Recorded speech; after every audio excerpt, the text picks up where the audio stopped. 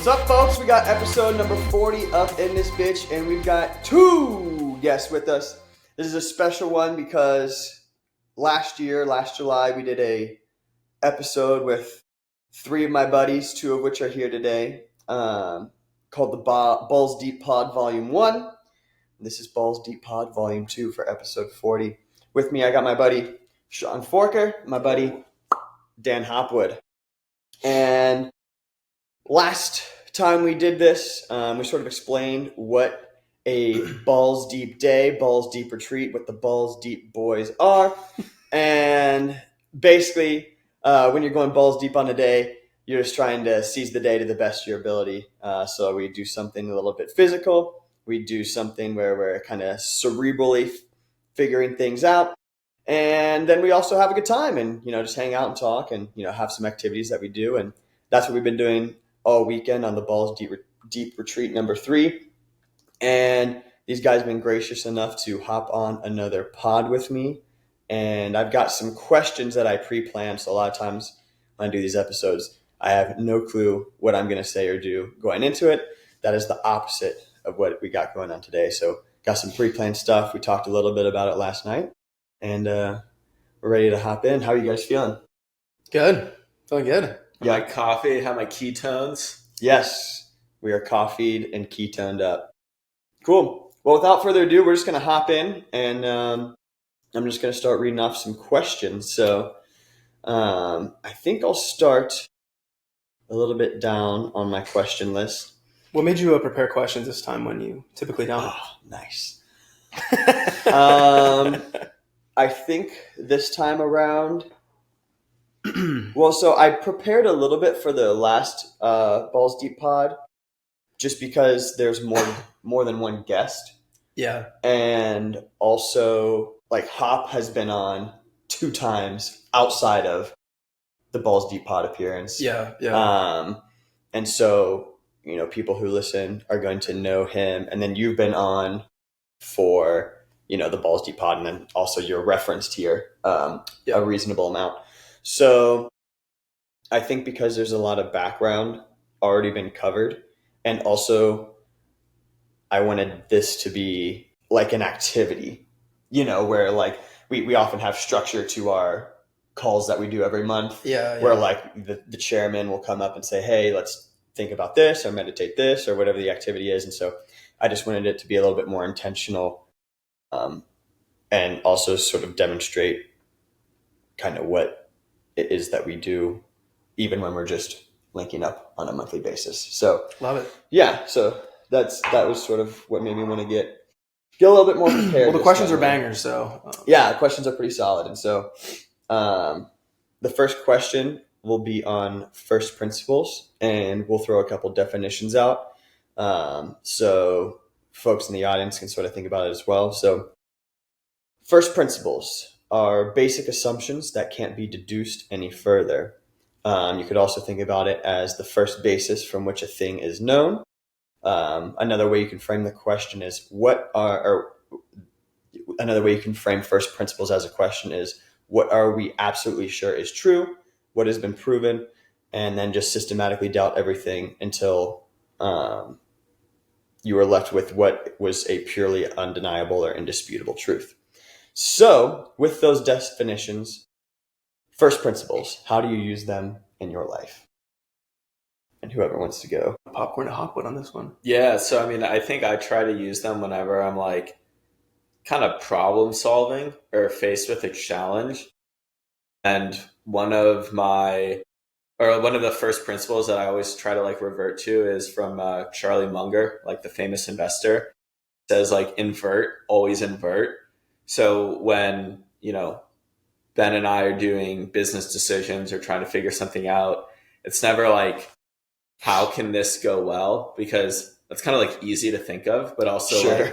The actual outcome of that due to the variables are quite unpredictable. And so instead of saying how can this go well? It's how could this fail horribly? Figuring out where are all the failure points, and then trying to decide okay, are those failure points too big to the point where we might actually fail? Or do we now have the list of things to just do the complete opposite of and know where like the traps are. Gotcha. So is it like things that either need to be addressed or things to be avoided? Yeah. Okay, Yeah, gotcha. exactly. It's kind of both. So it's just like, instead of going like, oh, we're going to do these things and it's going to work, it's like, well, there's probably only 3 things you can really like kind of pull the lever on, but there's like 10 things you need to avoid.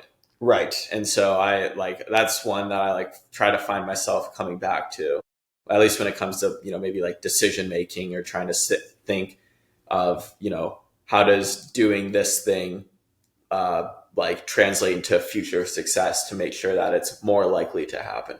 Nice. Yeah, I think that makes a lot of sense. Almost using it as like a roadmap. Yep. That's cool. Sean boy? I just ask why a lot, so a lot of my job is understanding like user behavior and how people interact with software. So just to get to the truth, like asking why like 5 times and more and more and more until you kind of, get at the truth. So nice. So that I'm glad you brought up the 5 times why. That was something that Tay and I, from like a relationships perspective, started doing a couple years ago. A concept we started talking about was like, okay, why attach particular emotion? Am I feeling this way? And if you can answer it after 2 whys, and you're like, oh, okay, well, maybe that wasn't so big of a deal. But if you can get 5 whys deep, you're like, oh, okay. There's something meat on that bone. Yeah, the layers are deep here. This is worth fleshing out completely and discussing. Which I guess I never really thought about first principles from a relationship standpoint. How'd you guys start doing that practice? Dude, I wish I could say that I remember like a specific thing that was going on. Yeah. It might have been even when we were early days dating, when like either myself or Tay would bring something up, and I think it was a tool for problem solving, because I can't remember where I'd heard it first, but I think it was a tool that I gave to Tay when we were dating early, because she was still young. She was still at OU when we were, and so I think it was just a tool for getting to the bottom of things before her and I started problem solving. Sure. So it's like, if you can answer that yourself before we have a discussion about it, then it's going to be an easier discussion to have, because you're already a little bit more clear. So if I guess what you could say was just work to be done before a discussion.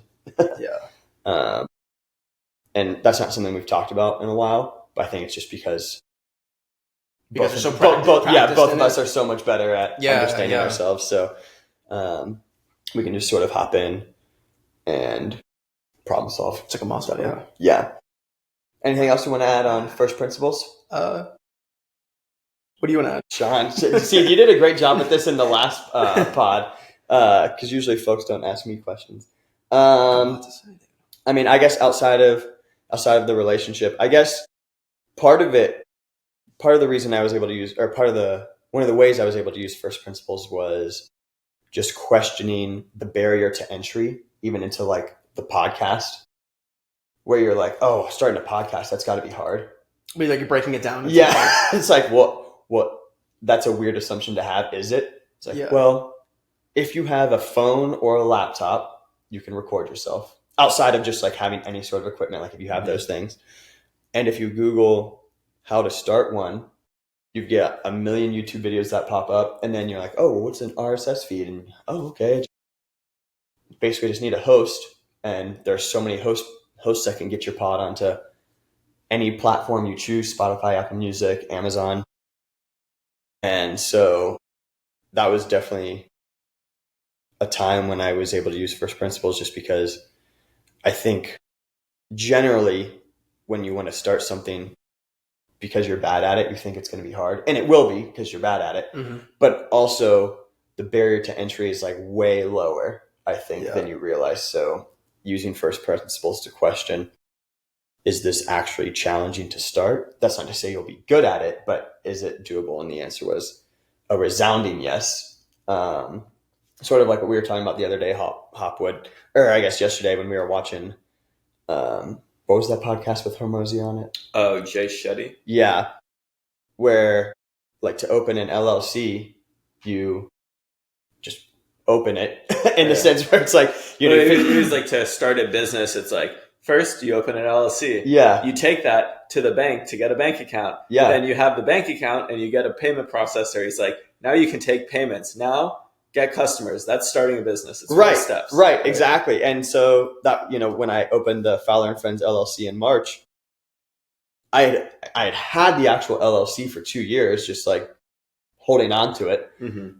Oh, all I had to do was just go to the bank with the EIN number. Yeah. And now I have a credit card and a debit card and a checking and savings from the business.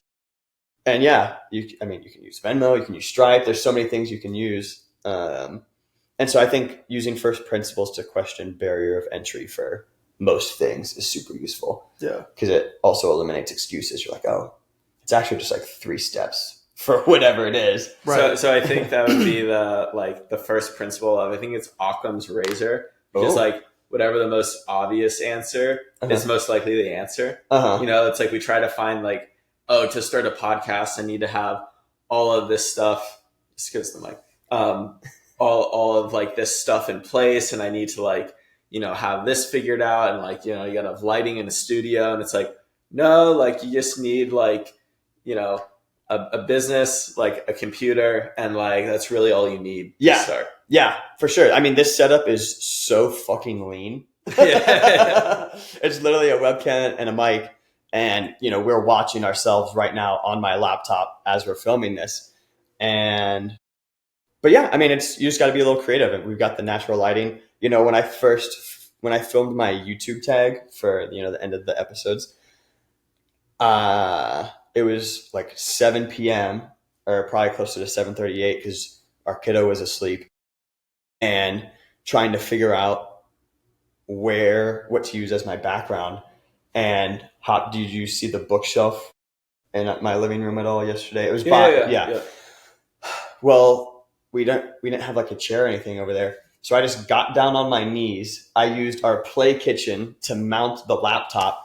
And then for lighting, I literally just took the lamp and leaned it on the side of the armchair. So it just flooded the lighting at the bookshelf. And then just filmed it on my knees. But it looks like I'm sitting just behind like a library of books. And I think you're like, oh, I've got to make this perfect. It's like, no, you just have to use what you have. Yeah. And at the end of the day, it's still early days, and people are going to appreciate the grind more so than anything, and sticking through it. So yeah. Scrappy. Cool. So switching gears a little bit, what are your thoughts on consumerism and growth as it relates to making products that don't last versus making a product that lasts? Because if it lasts, does it reduce GDP? How do we find a sustainable equilibrium? I mean, again, these questions are just bangers. Where do you even want to start with that one? I guess it's tough. You know, in the age of consumerism, you know, I guess the example I used yesterday was, you know, back in the day, if your toaster broke, there would be a shop you could take it to. They'd probably have a queue of, you know, things that need to be repaired. And they'd say, oh, okay, we think it just needs this part. So you're fourth in line. If we need to order that part, we'll order it. If we have it, then it'll be done in X amount of time. And then you would just kind of be without a toaster for a few days. But then the toaster would last you another 10 years or something, as opposed to like buying a toaster and, you know, you have it for a year and then you're like, oh, well, I'm moving apartments. I don't want to carry this around. There's crumbs in it. I'm just going to throw it away and buy one for, I don't know, $20 or what. So it's like cheaper to get a new one than it is to repair an existing one. Right. And can you even repair one? And you probably can't anymore. Right. And it's so like lockdown. And so it's not even really an option, depending on what it is that you're purchasing, to repair something long term. Obviously, car, house, you know, there are certain things, obviously. But I think those things are definitely in the minority. So like if there's a pair of jeans, right? Like Jocko has his company Origin, and the jeans that they make are basically meant to last you a lifetime. So buy our jeans, they're American made, and you won't have to buy another pair of jeans for 20, 30 years. Which is great. Like that's great for me to have a product like that. But from a business standpoint, the more people you sell to, the less sales you can make. I guess you only have a certain amount of, I guess there's 320 million Americans. Odds are they're not going to all spend $100 on jeans. So you only have a certain amount you can really sell unless you're buying multiple pairs of jeans. So like, I guess, like, is there a way out of just the sort of consumerism, buy and throw out sort of? Well, I mean, so at H&M, right, you can get like a pair of pants for like $7. Okay. Right. So you need to buy over 10 pairs of pants, to get up to that $100 pair of pants. Mm-hmm. Right. So I think, the higher quality items are typically more expensive. Right. So I don't know if that kind of like, buoys the like GDP that you're talking about in there or what. I mean, the stuff at H&M is so cheap, and all the fast fashion brands are just like really like cheaply made. So it's not very expensive either. Right. So I don't know if this is true, but I heard basically, if you're buying shoes, say you go to Walmart, you buy shoes $30. Sure. The rate at which they wear out is so quick that you end up spending more on shoes long term versus buying the more expensive pair of shoes. But if that $150 price tag on the shoe is unswallowable for the level of income that you have, you're stuck spending more long term, even though it's cheaper to buy the one pair of shoe, but you might not be able to swallow it if you're living paycheck to paycheck, or everything you buy is on the credit card. So they have the adage, the poor man buys twice. So you get the cheap thing and then get the other cheap thing instead of just getting the more expensive thing once. So I guess do we have any sort of, I'm not expecting us to solve, but any sort of direction that is solution oriented? And it doesn't have to be specific to shoes or jeans, but like, in the era of Temu, which is something I've just learned about in the past 2 months, and, in the era of manufacturing overseas, like, is there any way out of how things are right now? Or, and do you even think it's bad? Yeah, identifying the problem is probably like a good place to start. So what is the problem? It's my podcast. You tell me.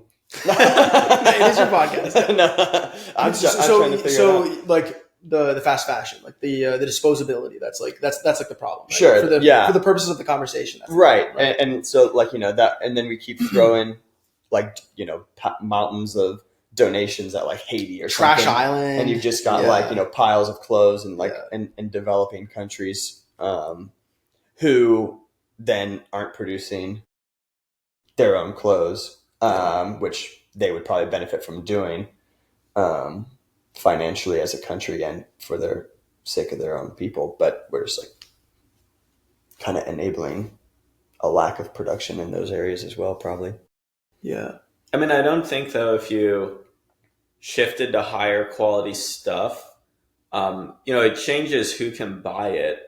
But, just like from like a business perspective, like, you said it costs, $7 at H&M, right? So it takes many more pairs of jeans to get to the 100. But it's like someone who's buying the $100 pair of jeans, their lifetime customer value at Origin, for example, is probably actually higher than the H&M person, right? Right. Especially because, sure, maybe that one pair of jeans lasts you longer, but like then you need a t-shirt and then you need boots, right? Right. And all of Origin, for example, is made in the US. Right. I'm sure they source outside the US for materials just because of like supply chain. But though, it's paying people in the US, and I've listened to the founder on a podcast, and like, he pays everyone in the US like a pretty solid wage. Like, and the company grows, but they grow like how Patagonia did at like a controlled level to make sure they can manage everything. So I think it's like, when we sent everything to China, like China was like, okay, we got to make it cheap, then we got to make it faster, and then they need to improve their profit margins. Where like, a company like Origin is like, okay, we're going to make sure that we make good clothes and that we can pay our people and that we have profit, and whatever the growth rate is, we need to do all those things. Is like, we'll control that variable, right? Where for I think when came to like, the economy started to separate from the stock market, and we only, worried about stock market returns. That's when you get, this kind of era of just really cheap things that are high margin that are constantly replaced, right? So it's like we'll call it the market isn't going to change of what they want, right? Yeah. But the consumer can make the decision to change things. Like Yes. my girlfriend always makes fun of me of like, whenever I buy something, I normally buy kind of on the more expensive end, because I know like I'm the kind of person when like I get something, I'm going to have it until it's worn out, broken, or like I absolutely need a new one. Yes. So I'm okay with buying the $100 jeans versus the 20 ones if they're nicer and they're going to last longer. Like for me, it's just like kind of a no-brainer. For sure. Obviously the issue is like people who can't afford like $100 up front is too much, right? Right. But, I think that brings in then the question of how as a society can we like, recycle stuff better, right? Don't, instead of throwing your clothes away, assuming they're not totally destroyed, like giving it to Goodwill, literally like recycling the clothes. I know I've sent clothes into like a place where like they recycle the material to make new clothes and stuff. So it's kind of like, even though there's a lot of, I don't know, falsehoods to like a lot of the green movement stuff, right? There is like, a consumer aspect of it that could be very positive if embraced properly and made easily. Very true. So if it's not easy, then people just aren't going to do it. They're going to continue to consume and throw away. Right. Yeah, there is a big convenience factor that needs to be considered. I think the point you made, though, about the controlled growth, because the founder and Jocko have both talked about whether it's like Origin or Jocko's supplement line, it's like, we could make more money off this if we didn't pay Americans, if it wasn't, super high quality, that sort of thing. But I think there's the value system of wanting to treat the employees right and make something that's super high quality. And I think, to your point also about like the consumer, if the consumers that are able do choose that, then they might actually be able to sell their jeans for less if more and more Americans start purchasing just based off like the value of a responsible, controlled capitalism. So I think that's a good point.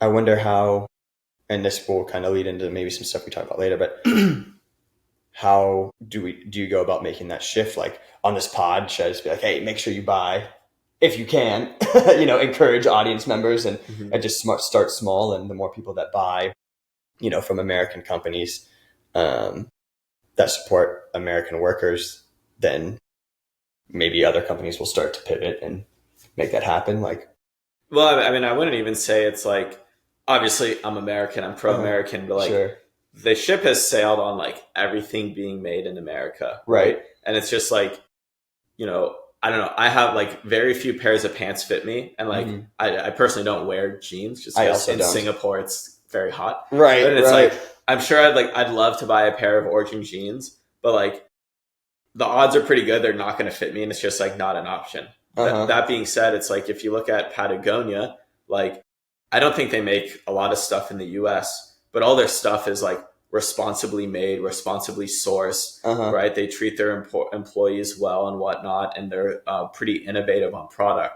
So it's more of just like picking brands that are kind of like conscious brands. Yes. Right. And it can be in any domain, right? Like buy your supplements that are made in America or from people that like care about how they're made. Yeah. Right? Like buy your clothing from companies that like get their cotton from like fair trade organic organization, right? Yeah. There's a million ways to kind of like skin the cat on it. And, with ChatGPT now, it takes you like 3 minutes to do the research on any brand and find like, oh, okay, they do this little extra thing and that makes me feel better about it. And like not, especially now, like not every brand that does, kind of these extra steps is necessarily any more expensive than another brand. Right. Right. Very true. And I guess also, on the consumer end, if there's a brand you identify with, but you can't afford it, it's like, what if you just saved the $7 or the $12 you were going to spend this month, unless it's like super urgent, you need some new X, whatever it is, and just wait 3 months. And then you buy something that lasts. What is the likelihood of like people to do that? In America, not great based on consumer debt. Yeah. It's tough. You know, I was on TikTok the other day, and I was scrolling and I saw someone that I know, and they were talking about, like, they made a TikTok where it was like me saying fuck it to my anxiety and me saying fuck it to my credit card debt and ordering my entire Amazon cart. And then it was them just like utilizing one of the products that they had purchased. And I was like, what the fuck? That is just like such a mind-blowing way of like thinking about things to me. To your point, Sean. Well, there used to be this like, idea of like, fuck you money, get enough money where, no one can really tell you what to do. Right. And then now I feel like because consumer debt is so accessible, there's this, and people are really helpless. It's like we transitioned to like a fuck it money. It's like, fuck it. Yeah. I'm not going to get over this. I'm not going to get out from underneath all of this. I'm never going to get ahead. Yeah. So I might as well just fuck up my credit card or my account, because what does it matter? Or I'll finance a burrito, it is so accessible. And so getting that to shift, like it doesn't give me a lot of confidence that people are going to be like, okay, let me look at where this cotton was sourced. Is it dyed? Is it undyed? Is it bleached? How are the workers treated in Indonesia or wherever they are? Like that doesn't give me a lot of confidence that people are that discerning when they're looking at like Temu and they want to shop like a billionaire and they want to like, get a new gadget or toy like every day, because it's not even like the stuff itself isn't just disposable, but the attention is disposable too. It's like, I'm going to get this, I'm going to forget it. I'm going to get a new thing to replace that because it just feels good. And I want to like pacify or distract myself from the fact that I am like drowning, and so that seems like so hard. Yeah. I think you definitely nailed that. To shift. And I don't blame anybody either, because it's hard. Like, sure. Life is so hard. So whatever you got to do to make yourself feel better, I don't even blame people for that necessarily, but like, yeah, it's such a challenging, it's such a challenging, like, I feel like it just makes me feel like it's a bad cultural shift of like, we feel empty. So let's fill it with consumerism instead of going out and hanging out with our friends or like building something like going a podcast, to a third place, whatever like, it is. Which just don't exist anymore. Or like even attempting to swim instead of drown, because that's like not fun. Confronting the thing that you don't want to confront and across everything. Well, the options to pacify seem so much more accessible than the options to swim. Sure. It is so much easier to just go on Netflix or. I feel like you guys probably had a similar experience to me as a kid. It's like when your family couldn't afford to do something, like you didn't do it, or like you didn't get the toy, right? Or whatever. Right, but it's like now, it's like, back to your point of like debt, like, you have Affirm, Klarna, like you can just get the thing. When I worked at Goldman, one of my peers asked all of our other peers, the people around our age, like something along the lines of like, how much money do you spend every month? Or like, how much do you save?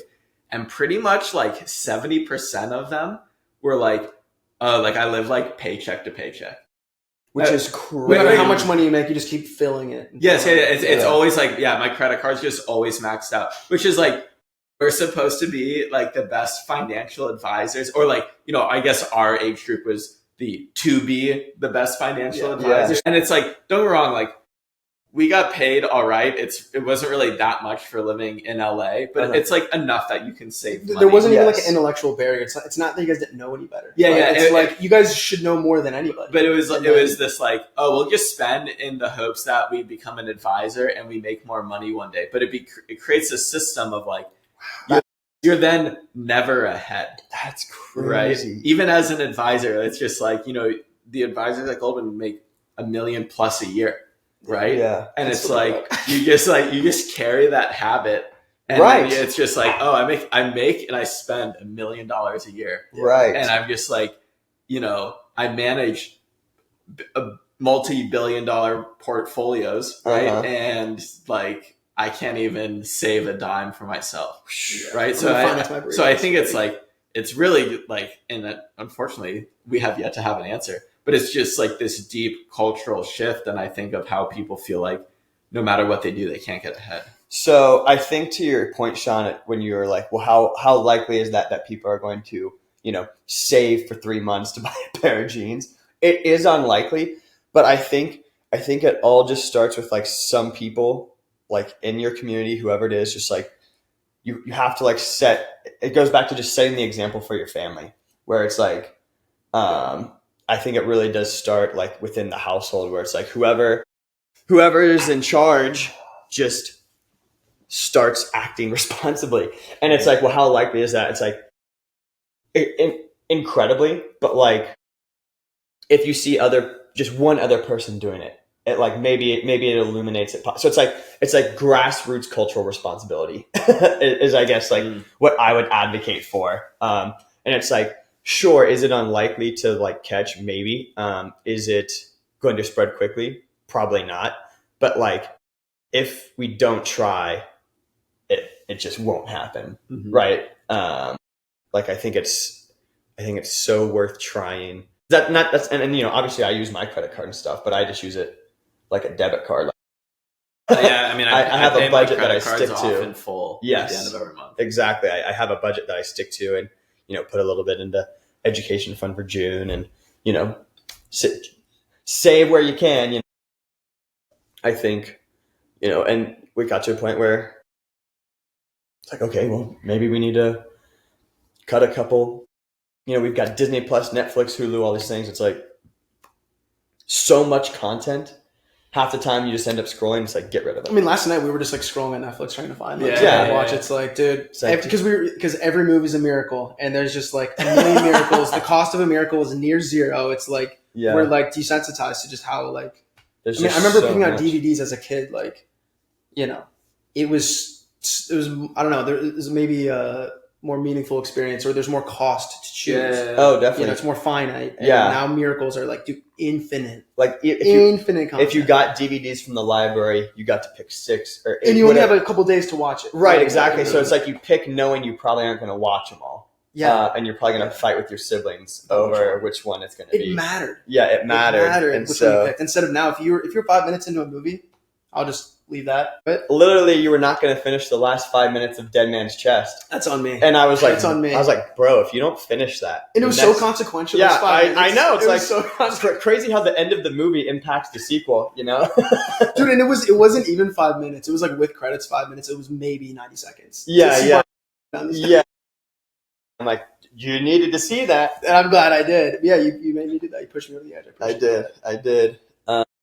Okay, well, cool. So I am going to read the context of the conscious culture thing. That's kind of yes. Since we're already talking about it. So I read this book a couple times called A Hunter-Gatherer's Guide to the 21st Century. And it's written by 2 evolutionary biologists. And they talk about how we live in a society that is hyper novel, meaning things are changing so quickly that it's hard for our hunter-gatherer Homo sapien brain to keep up. And so they set the context of the problem, and at the end of each chapter provide little tidbits. And here's how they talked about being conscious in culture. And I'm going to read this so that I can frame the question that I'm about to ask. So, culture is defined as beliefs and practices that are shared and passed between members of a population. These beliefs can be literally false, but metaphorically true, meaning you benefit from acting like these beliefs are true despite being inaccurate or unfalsifiable. Culture can pass quickly across a generation, even more so now, which can make it noisy and uncertain as new ideas have to stand the test of time before being fully integrated and passed down to the next generation as received wisdom. Consciousness is the portion of cognition that is newly packaged for exchange, meaning that conscious thoughts are ones that could be delivered if someone asked what you were thinking about. It is where innovation and rapid refinement occur. Conscious thoughts may never be conveyed, but they can be. And the most important ones are, as consciousness is most fundamentally a collective process in which many individuals pool insights and skills to discover what was previously not understood. The products of consciousness are, if they prove useful, ultimately packaged into highly transmissible culture. Okay. We good? Yeah. Yeah. Yeah. Yeah. I know that's a mouthful. Yeah.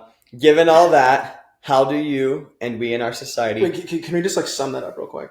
Yes. Okay. Because yes. to sum that up, like that for me is like the durability of like an idea. What becomes culture is something that is it withstands. That lasts. Yes. Yeah. But so is that, and so the issue now though is with the rate of change happening so quickly, new ideas happen at such a rapid interval that it's hard for these new ideas to stick and become culture long term, because before something is even fully processed, the next thing is here. dude, it's crazy because like, you know, our parents, the difference between our parents' childhood and then our childhood is just like so different. And like, for sure, you're seeing these just like revolutions or evolutions like within, I mean, my childhood and then my nephew who's like 10 is like completely different now. And it's just gonna get more different with less time. Which is like even he's 10 and the kids that are like 0 now, I mean, world apart in terms of like, you know, their upbringing. It's just it's like June to Calvin. It's like what can I like actually pass down? You know, not knowing anything about it. Yeah, think about the like boomer level we're gonna be at when we're parents. It'll just be like incomprehensible. The difference is like, oh, so you're in your 3D VR fucking, I don't know, hologram, and then we're just like, well, I had a PS2, right? And that's what I know. Right. So the question is like, with things changing at such a rate, what about transition or what about tradition is valuable? I'm not, and that's not to say that I don't think there are certain aspects of tradition that should be passed down, but like the rate of change is so quick that even like stuff that was happening in 2015 or 2020, like, I mean, there's stuff in the culture in 2020 that actually doesn't even exist more. It proved to not stand the test of time. And so like, you know, it's just, is there a system that we can develop to sort out what is relevant in the age of hyper novelty, or are we just kind of screwed? Actually, I feel like you are seeing, we'll call it sub 30 people reverting back to, you know, I'll loosely call it more like traditional ways, right? So I believe like for maybe over the last like 10 to 20 years, church is becoming more popular than ever. Dude, Christianity is like shooting up right now. It's like if you look at the kind of like performance of you know, the dating apps via you know, how they're reflected in the public markets, like Bumble is like getting destroyed because people like Gen Z and like younger are like getting off the dating apps. And that's you know, a pretty direct correlation to the rise in popularity of running clubs. You know, when I lived in LA, New York, I don't remember the name of them, but there were these, they were technically an app, but really it was just kind of like this form you figured out that it would essentially put you on randomly assigned like group dinner outings. And you would just go eat with like 8 random people. And they've actually been, I remember I heard about one on a podcast, and it was like went from like a 0 to like $1 million business in like a year. Wow. Right. And I don't mean that as like, you know, oh, this is a business opportunity, but it's like, clearly people want that. If this guy can create a forum and randomly assign people to a dinner for like $10 a month. Right. People obviously want that. Yeah. Craving connection. And so I think like, you know, we went so far one way, and it made people not feel good, and we were reverting back. And I think the lessons, you know, really it's like that's a result of probably social media, right? And I think the lessons we are learning and kind of like solidifying and like trying to revert back from will become kind of this new base level, like, you know, philosophy that as things continue to change, we'll be like, oh, hey, remember when like social media did that thing, like AI starting to do that thing, like we need to think about this a little different. And, you know, we're probably seeing that a little bit with when we went from ChatGPT 4.0 to 5, and people were like, "Oh my god, it lost its personality." And it was people lost their girlfriends and boyfriends. Yes, and it was so like upset. It was like, I was like, I hated that it gave me emojis.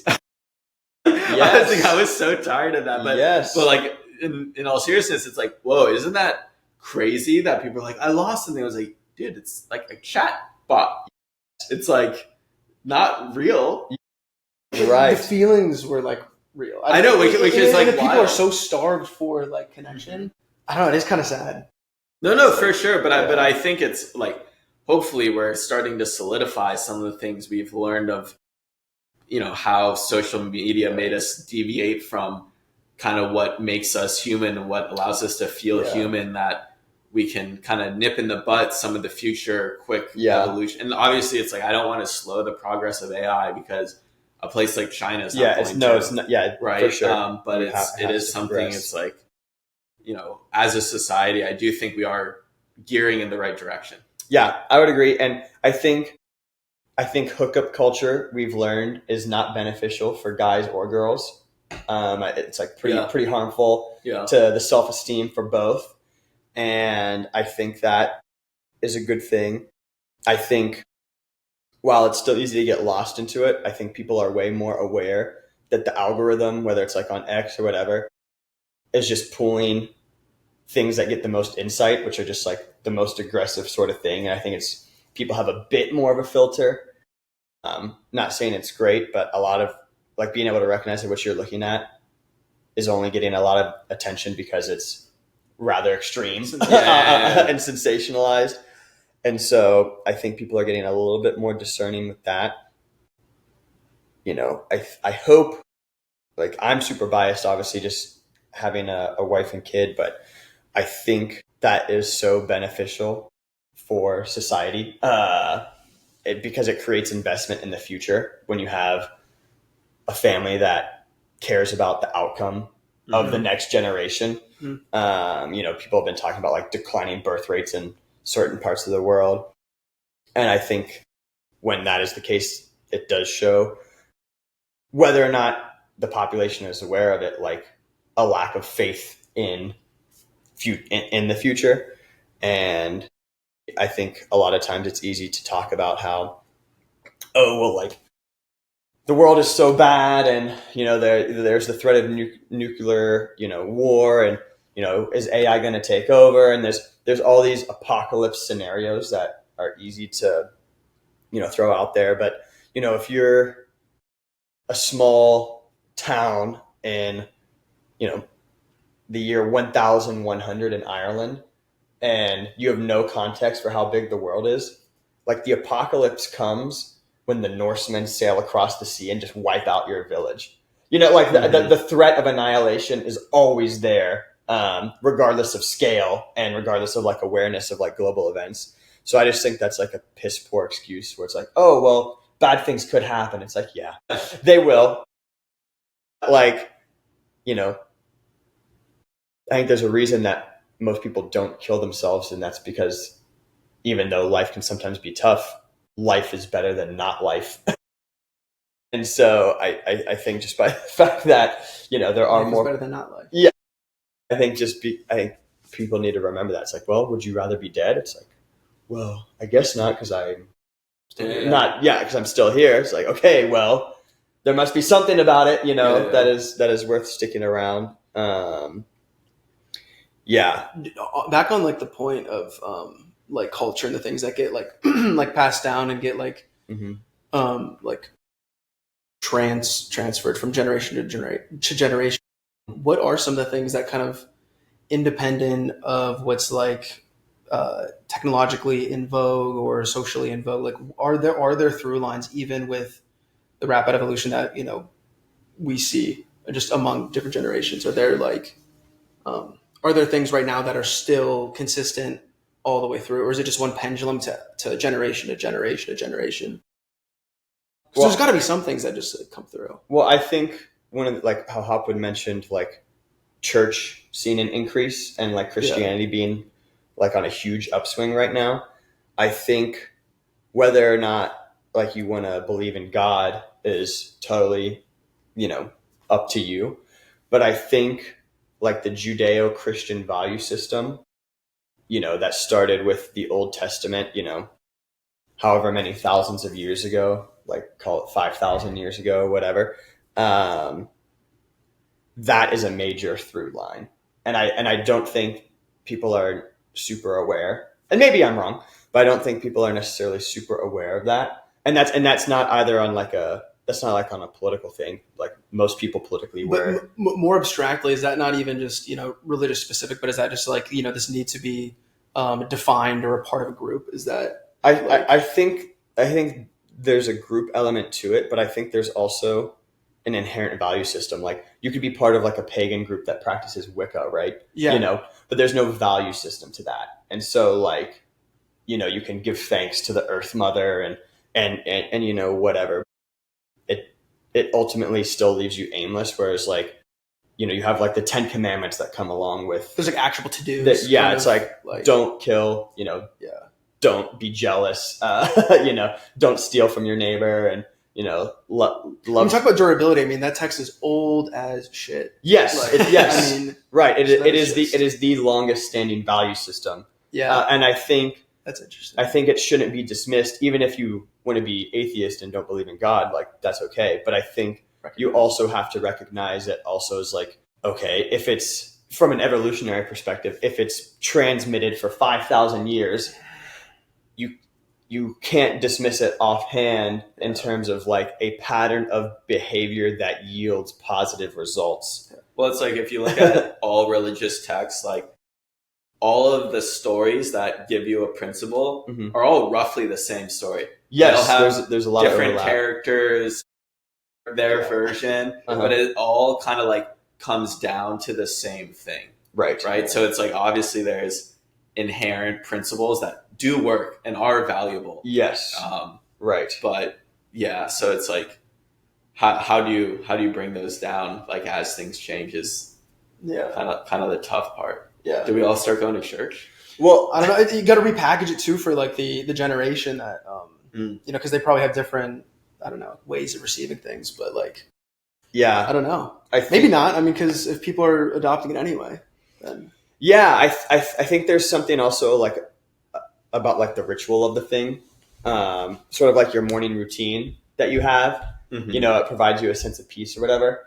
And as people are like practicing gratitude or meditation, I think a lot of people can use prayer more or less in that same regard, where you're sort of acknowledging I can only control what I can control, and everything else I'm just grateful for. And I thank the universe, I thank God, whatever it is that, I can control what I can control. I think there's also something to consider, with regards to Christianity in the terms of, what is, Louis C.K. has a great bit where he's talking about like how Christianity sort of won as a religion, in that it's like, what is our calendar based off of?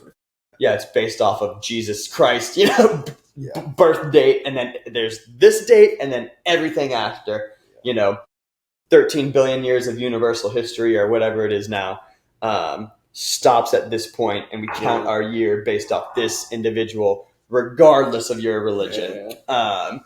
And it's like, okay, well, why is that? What are the stories being taught, even if you don't want to believe them? And I think that's where some people get a lot of hangups.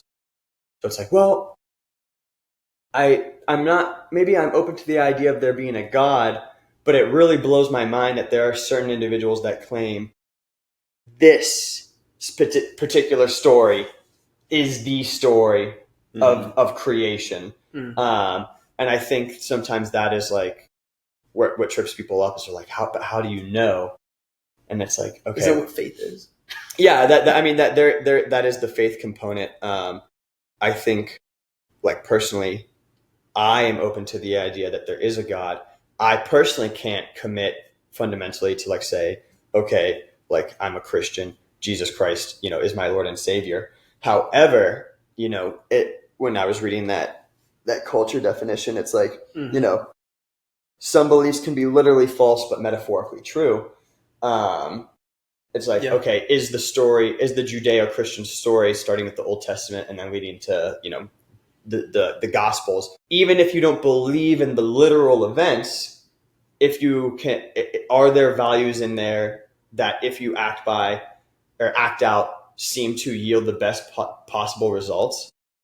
It seems that way. Oftentimes people be like, oh, there are like hypocritical Christians. It's like, yeah, there's hypocritical every organization. So like, let's not worry too much about that. But like, if you ever meet someone who's like a true Christian in terms of how they act and treat people, they're just so pleasant to be around. And I think that, even if you can't commit to like believing literally in the Gospels, I think it is worth your time to at least figure out what they are about, because that value system outside of, oh, the Catholic Church has done a bunch of bad things. It's like, yes, organizations that get a lot of bad power or get a lot of power end up doing bad things, but the value system is separate from the actions of corrupt institutions. And so I think people need to like zero in on what those value systems are, because I think that they've worked relatively well, all things considered. Yeah. And maybe there's things that you take and leave depending on your circumstance. But I think it's so hard for people to like separate the institution from like the values that they like the brand of Christianity, or the brand. Like, I feel like that's a hang up for a lot of people to like just enter. Totally. I mean, just think about like all of the oldest wars are fought based on like religion, which is in part like ethnicity as well. Right.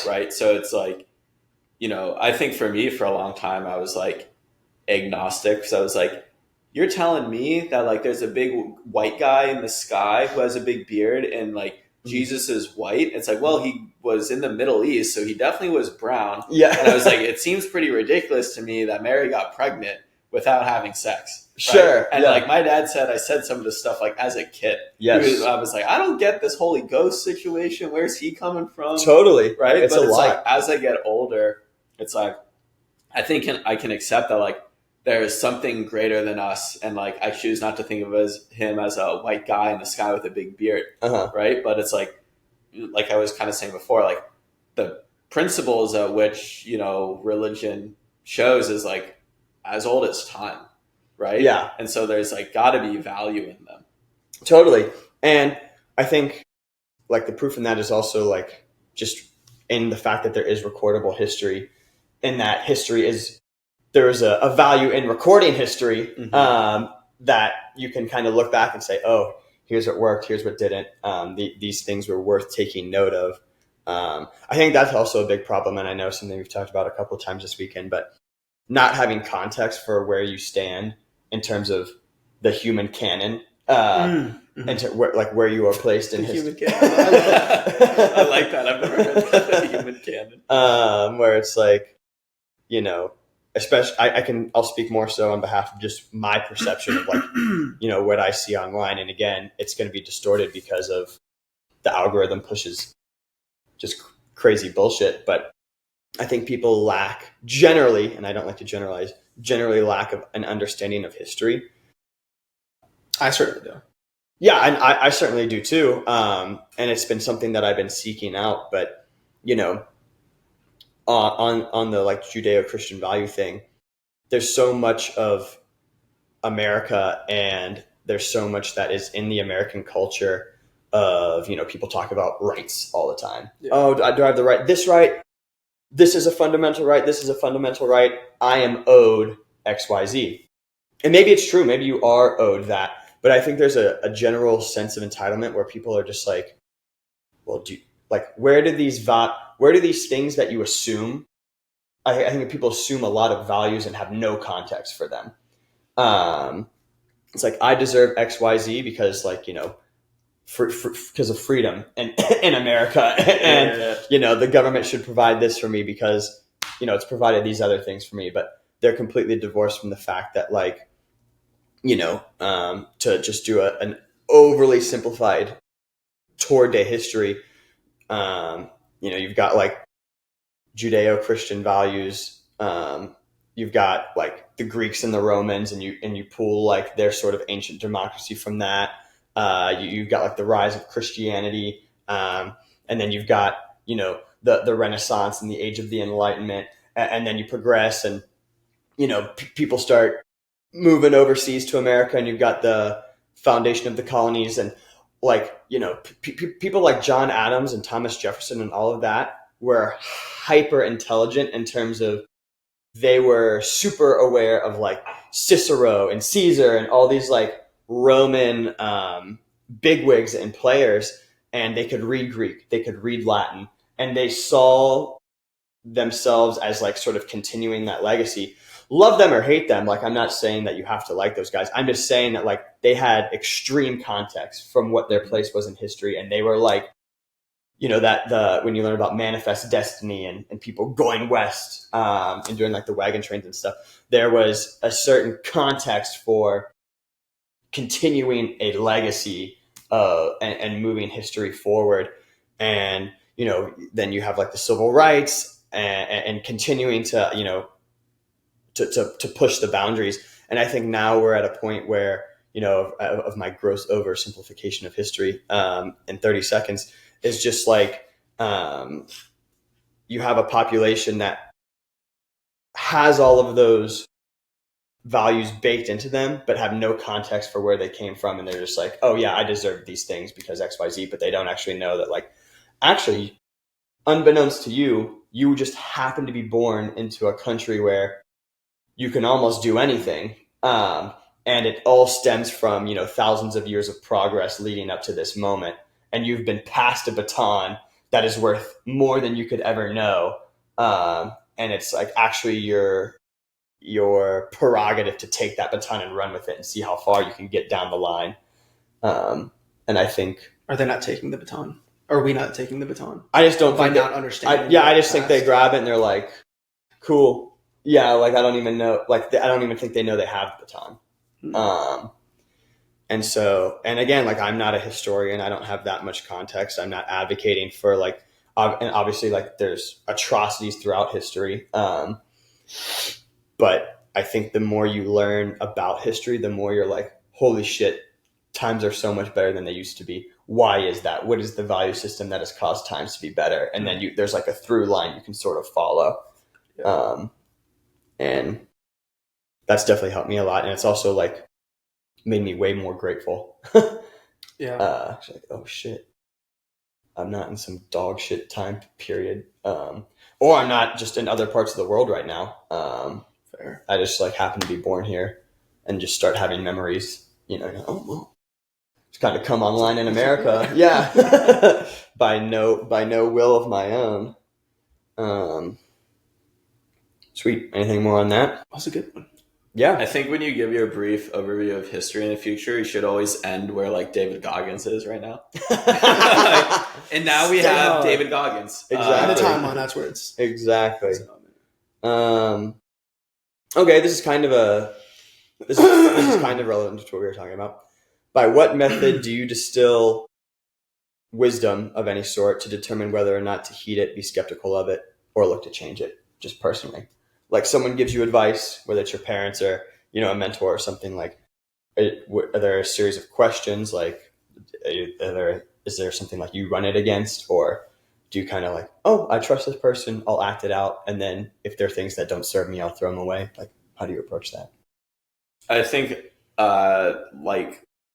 this makes me think of the 3 different times my dad wanted me to go to grad school. Mm-hmm. Right. And so I think that's like a kind of like surface level opinion thing. Right. And once upon a time, going to grad school, like go get your MBA, was like a great way to like level up your career. Mm-hmm. And, he talked about a job I had that essentially the next step was the job that the MBAs tried to get. Mm-hmm. Right. So it's like me going to grad school would literally be like just a waste of 2 years to a degree. Right. Obviously there's value to it, and so when I think of these things, I always try to think of like, okay, well, like what's the real advice in there? And the real advice in there is like continued education. Mm-hmm. Right. And we live in a era where, it's the desire to learn that is scarce, not the abundance of material. Right. Yes. Because you can get pretty much whatever education you want. Like if you just go on YouTube and Google stuff. Right. Yep. So it's like, I always try to take whatever the spirit of it. Yeah. Whatever like you know, like wisdom often comes in this like packaged prescription. Yep. And it's like you should try to like distill it down to what we were talking about first, principles earlier. Yes. Right. Because that's where the real wisdom is. Right. And normally it's like when someone's kind of giving you like wisdom, it's like skewed based on their lived experience. Right. Yes. So you ask a millionaire, like, how did you get rich? They're essentially giving you the winning lottery number that worked for them. Yes. That is not going to work for you. Right. Exactly. So it's like you have to figure out what the I'm glad you said that. baseline is instead of like the top level. Yes, for sure. I think that also relates to like just what we were talking about in terms of, you know, people can sometimes get mad at institutions. And it's like, forget about the institution for a second. Like, what are the core values and principles that the institution was initially based off of? It's like, don't throw the baby out with the bathwater, I guess. Yeah. And I think your point too about us living in the abundance of information. I think, you know, my dad also was like trying to push me heavily into grad school, but like, you know, I've been doing, call it 5 to 10 hours of learning minimum outside of studying for certifications and that sort of thing, 5 to 10 hours a week minimum of learning about whatever, due to the era of podcasts as well. Now, what's my retention? You know, hard to say. I'm not taking notes. Sometimes I'm in the car. Sometimes I'm doing whatever. But, you know, that's been since I was 24. I'm 30 now. You know, so 6 years of learning for 5 to 10 hours a week, separate from getting my different certifications that I've gotten, you know, working on business stuff, that sort of thing. And so, like, I think, excuse me, you know, when my dad or whoever gives me information like that, oh, you should try grad school, you should do this. It's like, the goal, like him and I have the same goal. It's like, he wants me to be successful in life going forward and be a provider for my family.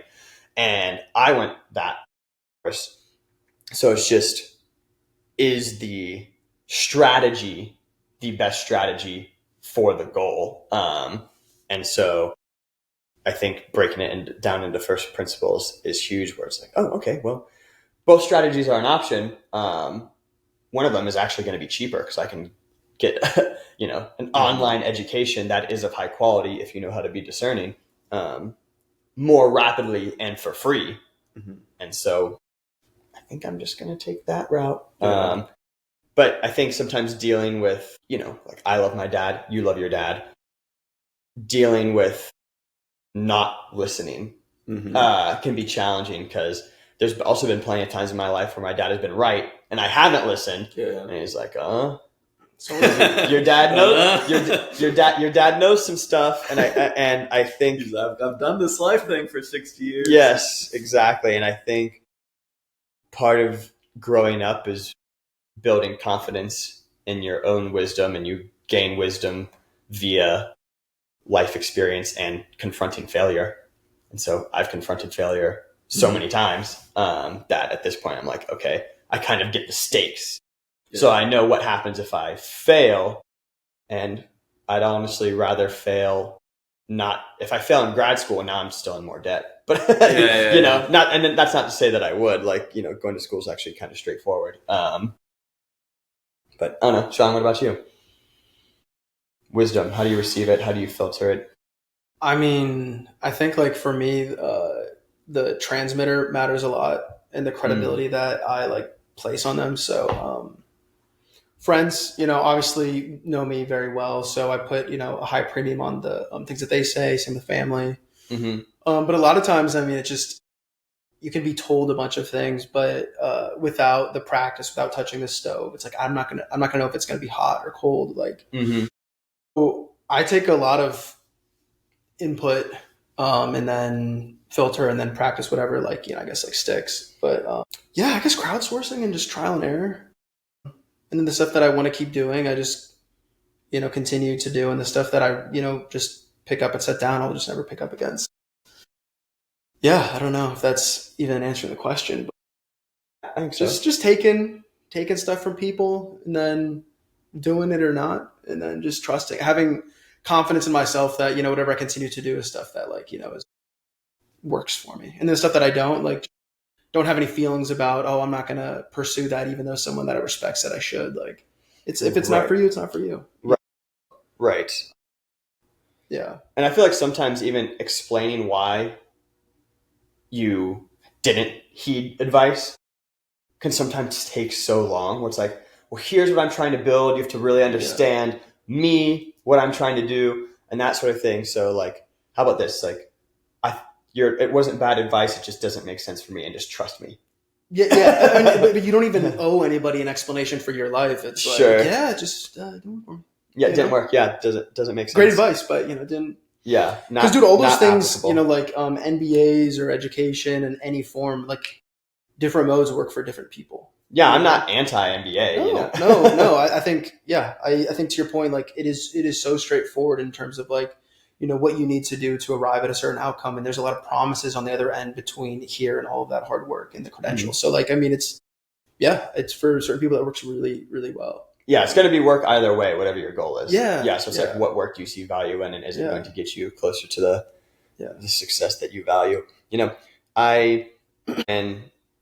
Being a dad, there's not a huge value system that I can pass on to a 1.5-year-old at the moment. But in terms of leveling up my daughter's wisdom, and it depends, there's mom's version, there's dad's version, and we're on the same page, but I probably have a higher tolerance for risk with regards to, my kiddo. But you sort of have to let them make mistakes. And most of it is not, I guess, daredevil things if you climb on this and fall off, that is you. And so I literally kind of rate things based off injury potential in the house. Yeah. And it's okay, if the injury potential is small, then I'm just going to let you hurt yourself, kind of. Yeah. But then she knows, and you see it happen in real time, because she'll cry for a little bit, and she'll get frustrated. But then the way she approaches the problem next time is different, and engages with it differently. So it's okay, I can see my daughter getting wiser and learning. You're giving her the opportunity because I'm to getting experience. I'm giving her the opportunity to experience pain to a certain degree, or frustration. A really cool anecdote of this was, we've got this mat, the blue mats that you would unfold in gym class or whatever growing up. We've got a mat similar to that, and you can open it up and walk under it almost, and it has a tent shape, right? Mm. And she knows that if she opens it, that she can do that. Well, the other day, the way it was folded standing up was really tight, so it was hard to open up without knocking it over. And she was trying, and then she just got frustrated and went just had a little fit, and then walked away and slammed herself down in her cozy corner.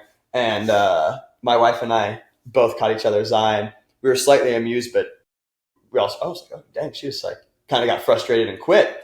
And so we let it go for a bit, and then, maybe 10 seconds goes by, and Taylor's Junie, why don't you try that again? Get up and try it again. So she gets up, walks over, opens it up, and then walks through it. And I was hell yes. And so, there's no real point to that. It was just a cool moment where I was nice. Yeah. She gave up. We gave her a beat, and then my wife encouraged her, hey, try that again. And then when she came back, she solved the problem of how to open it with the appropriate amount of force and then walk through and have fun with the mat. You're still giving her the responsibility, but you're encouraging and motivating with a light hand, where she is still owning the failure and the success of that. Right, exactly. Instead of because you can't bubble wrap her world, because the actual world is not bubble wrapped and soft. Yeah, and you kind of have to give her a beat also, because for sure, emotional management is just borderline zero. Even though she's a super chill, very easy baby, when they're going having a full body reaction to a thing, it's all right, you take a second. And then when you're a regular human, you can come back and give it a go. But that was a cool moment. Yeah. Way to get back in the saddle, kiddo. Get back up, dust yourself off. Yeah. Okay, cool. How's our list going? We're doing well. Going a little bit out of out of order here, which is fine. Just going sort of based off. Ooh, nice. These are all somewhat similar. I did an okay job, guys. You did a great job. You did a great job. We often speak of what society owes the individual, but what do you think the individual owes society? Civilization obviously being a group effort. Where the fuck did he go? Bathroom. Oh, well, I gotta pee also, so bathroom break. Little pod break. Yeah. Don't worry, everyone. I'm here. Hop's got it covered. What's your favorite conversation been so far? I'm just, halftime. What's up? I mean, I think it's all kind of flowed actually reasonably well from topic to question to topic to question. Yeah. So I think I'm just The religion when I'm so out of my depths, I don't know. Yeah, I'm trying not to get too in the about- weeds on it because it'll I've done a lot with it recently in the past I know few years. you're reading the Old Testament, no? I read the New Testament from December 23 to December 24. Okay. No, December 24 to December 25. Yeah, and so I have that context. I've listened to a lot on Exodus from the Old Testament and Genesis.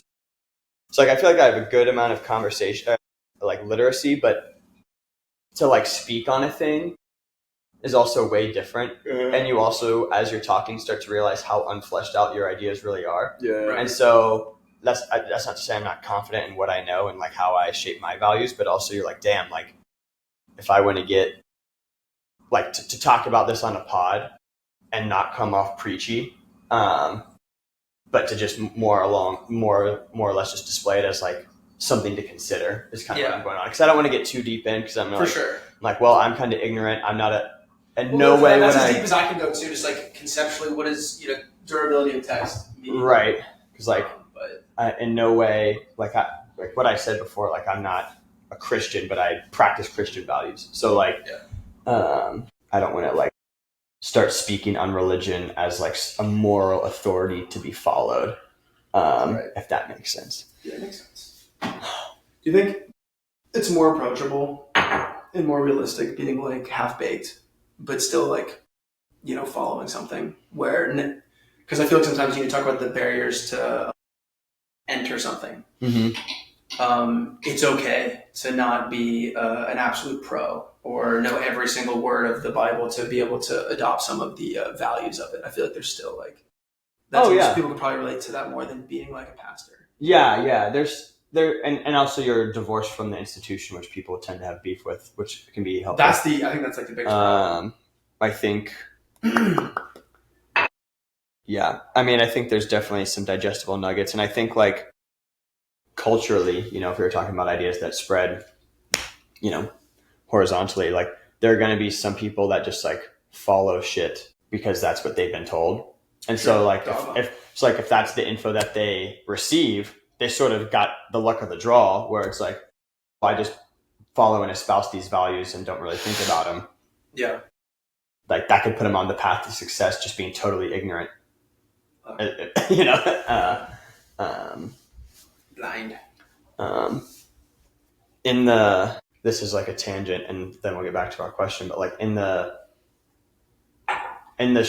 comic book, The Dark Knight Returns, it's kind of an alternate universe Batman where, it doesn't even matter.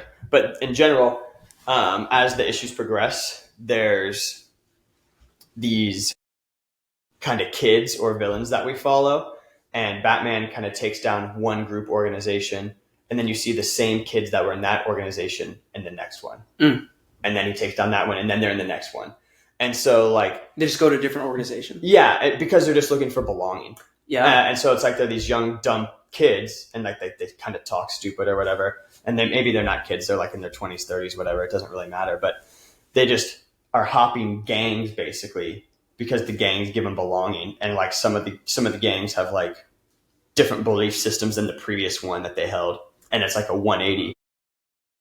But it doesn't matter because it's not really about the contents of the message. It's just they just people want a group. They're just looking for a group. Want a squad. And I think even though it's a silly comic, I think the comic does a good job of being profound in that way, where it's a lot of these people are just looking for looking for. Damn, Nat, that was the first time it bothered me. Are looking for an But organization. I mean, part of the BDG, like, I mean, it's just kind of belonging or kinship or just like Jesus. There it is again. Mm-hmm. Like shared. I don't know, overlapping values, maybe not like shared, but like for sure. Yeah. No, I mean that's definitely like the most. I guess that's what friends are. That's just what friends are. Doesn't have to be super formal. Well, I know sometimes like just like in a tough moment where I'm like, oh my God, I've got so much shit to do and blah blah, all the bullshit. You do kind of feel less like, am I stupid for doing this? Yeah. You do kind of feel less crazy because I know Sean's getting after it. I know Hop's getting after it. I feel like I'm not getting after it. I see you guys like. I feel like I could get after it harder. Dude, I always think that. Dude, I have I've been feeling so like soft and kind of like aimless, looking for like whatever. So I mean, hearing you guys talk yesterday about like how are you going to position your product, how are you going to like attract customers and things. What am I doing? And then not that I have a business or need a business or even like maybe want one, but just like the idea of like having a problem that you like passionately want to solve and like want to pursue it. I'm like getting strategic about something. Yeah, because like getting into like design was such like a intentional like choice, and there's like a clear path. And I'm running towards something, and then now like you arrive somewhere that's like, what next or what now? Like where do you go from here? You can get better at this, or do you want to do something completely different?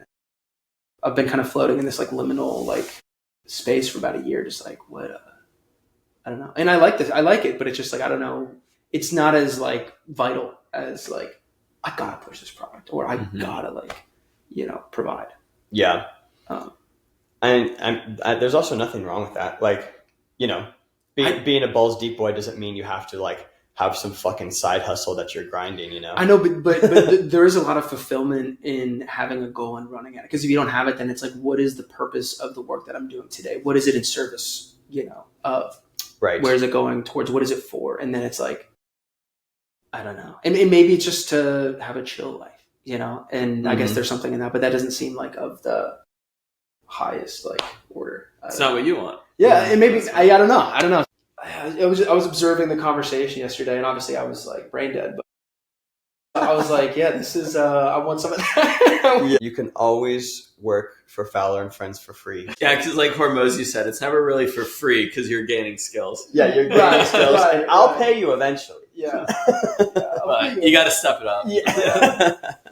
For the record, Sean owes me a large portion. No, I should have secretly recorded that. Oh my God. It's a deal. It's a deal. I make promises. Go check out Hybrid Health's most recent Instagram post. When was that? You can see Sean's state of being. Was that at that was at the OSU game? That was at draft day. And we won. Yeah, go Bucks! Go Bucks! All right, let's tighten up. On the topic of, I didn't mean to like. Thank God the pillow's You should here. keep that. Yeah. Oh, for sure. Are we recording right now? The whole time. I thought we were pausing. Okay. No. I mean, we took a break, but there's a good chance most of that won't make it. When you start to, because you were talking about just fine tuning your work process there, and in terms of when you start experiencing diminishing returns on an endeavor, do you have a method for jumping the curve to the next thing? When you do jump the curve, what are you looking for in the next pursuit? And so this can be job related, like, Sean from Fifth Third to X to Y to Z, like when you weren't getting enough from that, what was the determining factor? It can be Hop, sort of what you mentioned yesterday, when you've maximized the potential of earning from a certain aspect of your business, when you then turn and focus on another aspect. When you've basically, I always think about it in terms of like when you tune a radio and you're going from like 99.7 to 107.5. Yeah. You go big turn and then you do like smaller turn, small, super small, super small. So like, and then you get to the point where like, I can't get this signal any clearer. And even if I try to, like, is it really worth my time? At that point, at what point do you jump to the next thing? Yeah. Whoever. Yeah, I can go. You guys were kind of talking about it yesterday. I think that'd be a great place to jump off. I was talking about how I'm kind of there with my business of, we know we can go show up at events and kind of use our network to sell boxes. These boxes. But we don't necessarily have that kind of like digital marketing online presence. And so, it's kind of realizing like when you've maximized where you are and jumping the curve to the next thing. What makes that hard is that you're kind of like knowingly jumping into something where you're dumb again, right? You had built competence somewhere and it works, but it only scales so far. So you need to build the competence in a new area, which you just don't know. And so I was talking about how that creates a lot of procrastination for me. And it's very frustrating because I procrastinate, and whenever I have finally done the thing, I'm always like, well, why didn't I just do that sooner? Mm-hmm. And it's a different topic, but it's just hard to find the chunk of time to really sink your teeth into it, to even get that first little 5% of competency to get over the procrastination.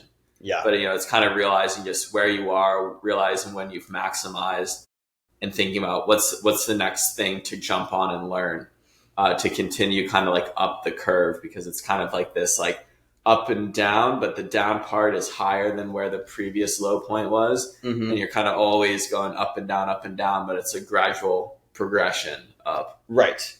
Yeah, if you were to zoom out, the graph would be going up more or less linearly. Yeah, it's up and to the right, but it's like, it's kind of like a stock chart. It's squiggly. It's up and down. Some crashes are bigger than others. Sometimes you get a faster peak. But it's, kind of just always holding on and realizing like, okay, I just got to take that next step to the next curve. Yeah. How do you know when you've like reached kind of a low point, a relative low? Well, I think the low point is like immediate.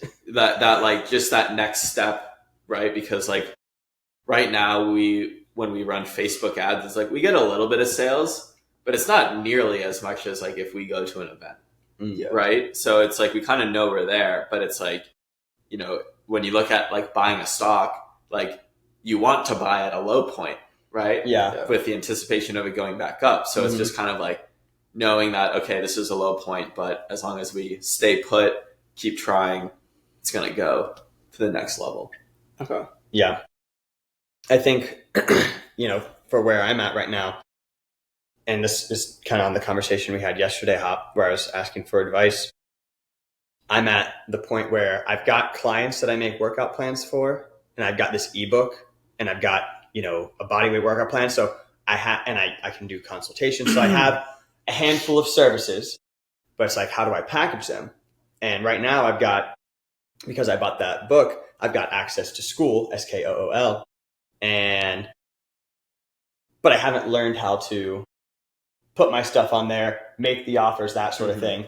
But also, like we talked about yesterday, it's probably really beneficial if I just reach out to people and make whatever sort of offer I can, consultation or, hey, free workout plan, that sort of thing. Yeah. And I often get tripped up in, it's like, well, I know I'm going to have to use School because it's going to allow me to layer offers however I want to. Buy X, get Y free, buy X, get this discount, whatever. It has all of them. So I'm going to have to learn how to do that. But I also don't have that many customers, and reaching out to folks, and just offering free services and just spreading the word and that sort of thing is also of high priority. So I feel like I almost have like two curves at the moment, and it's like, well, which one do I choose? And it's like, well, the barrier to entry is probably really not that bad. If I took 30 minutes and I reached out to 5 people, would it even take 30 minutes? And then if I have a 5-hour work block, if I took 30 minutes and did that, and then just spent an hour or two watching YouTube or School also has a service where it shows you how to do that on the thing itself. Well, both those things I could probably do in 2 hours and have some sort of baseline knowledge that would sort of kind of cover, okay, I sort of know how to use School, and I've also done the thing, and now I'm just waiting for people to respond to me, and hopefully I get some sort of work out of it.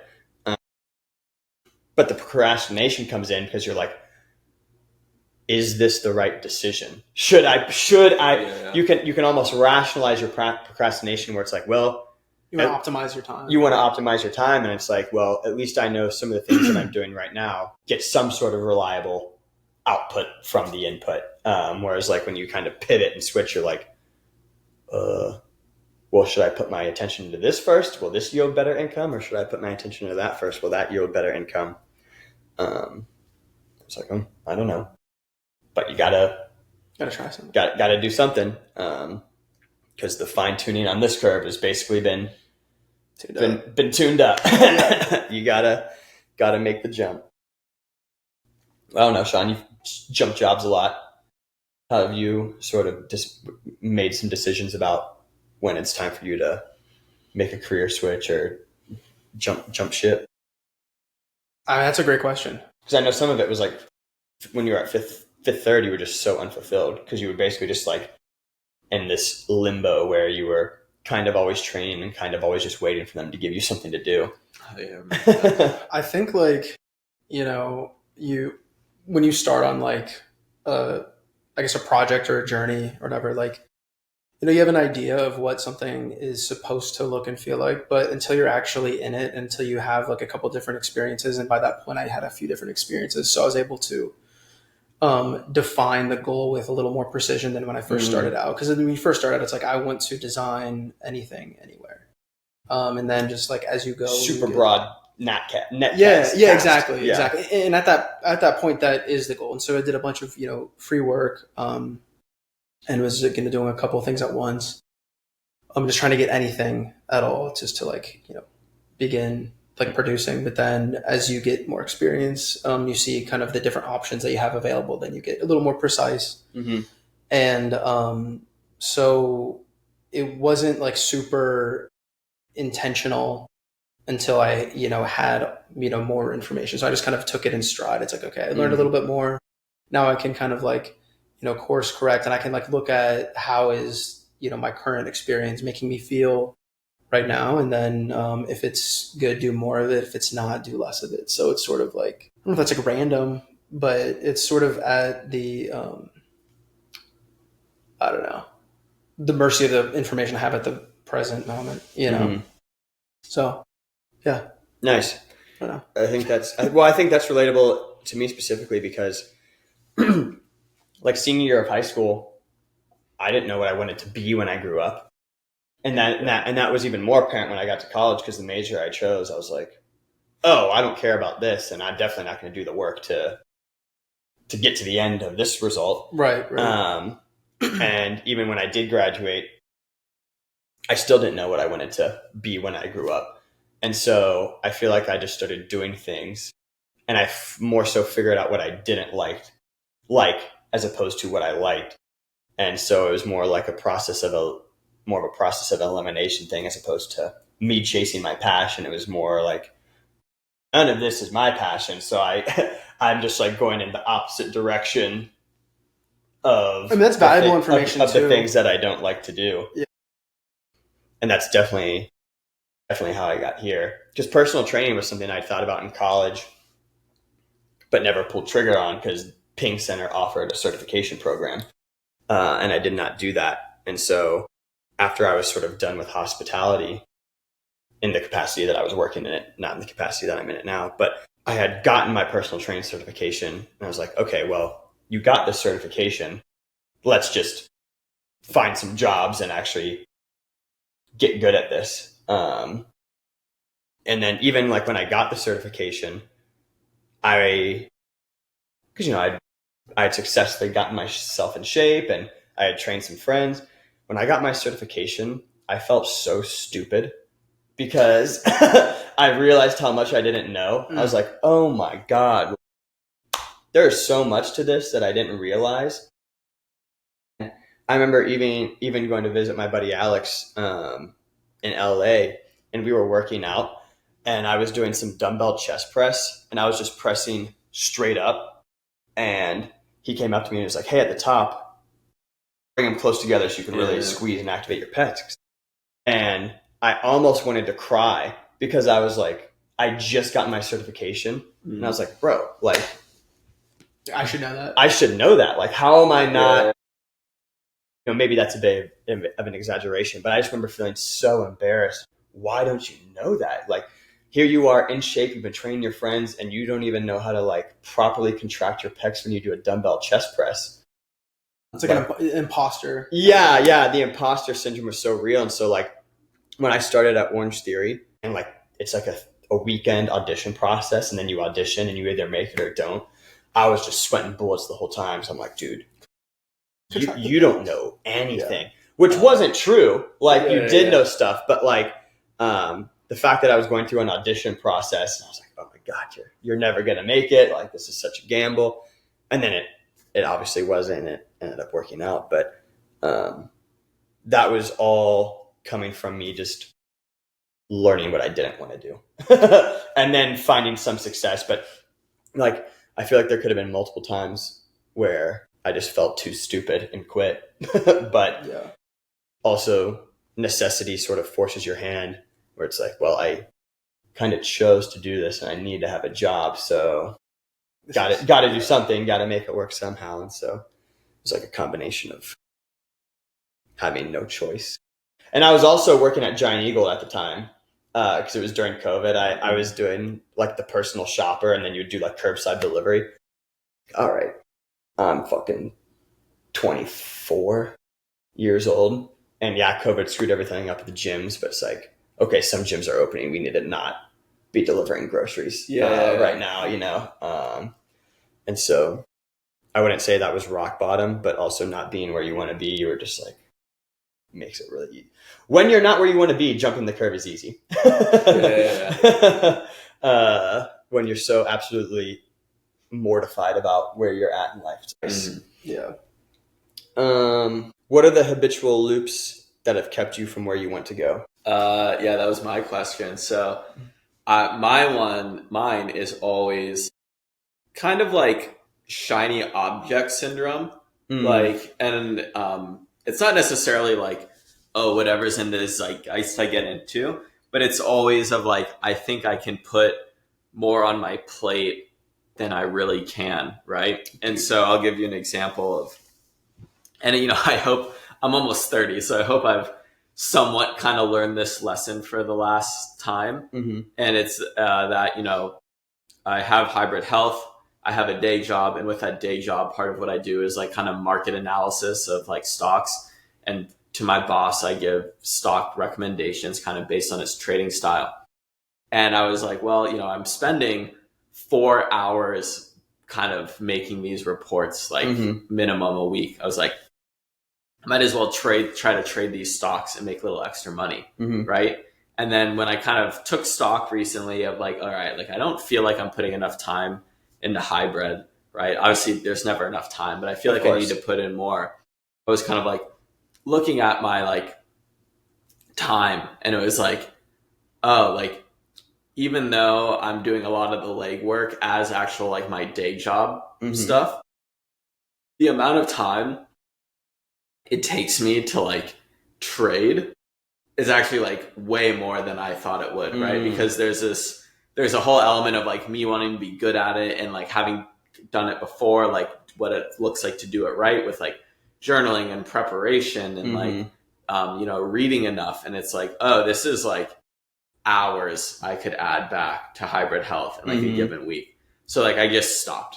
Yeah. Right. You know, like obviously like I can still choose to invest in things like long-term and whatnot, but like the trading strategy I was doing before, I was kind of like, okay, I just literally just don't have the time to do it. And it's like, when I look back at, kind of everything I've done in my 20s, it's like, I've always found something, liked it, maybe not quite found success, and kind of like hopped to another thing or been half in one thing, half in out of one. And it's like, when I look back, like, well, I'm not in a bad position in life. It's like not necessarily where I thought I would be when I'm 30. And it's like, oh, what can I attribute to that? It's like not like kind of buckling down on one thing. Right. Totally. And it's like, obviously like I need a day job right now, but the more I can put into hybrid health, the more that'll like potentially yield. And like, obviously I still need to like invest money, right? Mhm. I have it. I shouldn't just like leave it sitting there. But it's like, I don't need to like manage that every day. Sure. Right? Like if I find something really good through work, then sure, like think about it. Yeah. Right. But it's like, I don't need to be trading every day just because it's like I'm spending 4 hours, but like, yeah, that extra 2 every single day, Mhm. right? That's 10 hours in a 5-day work week. That's a lot of time. Yeah.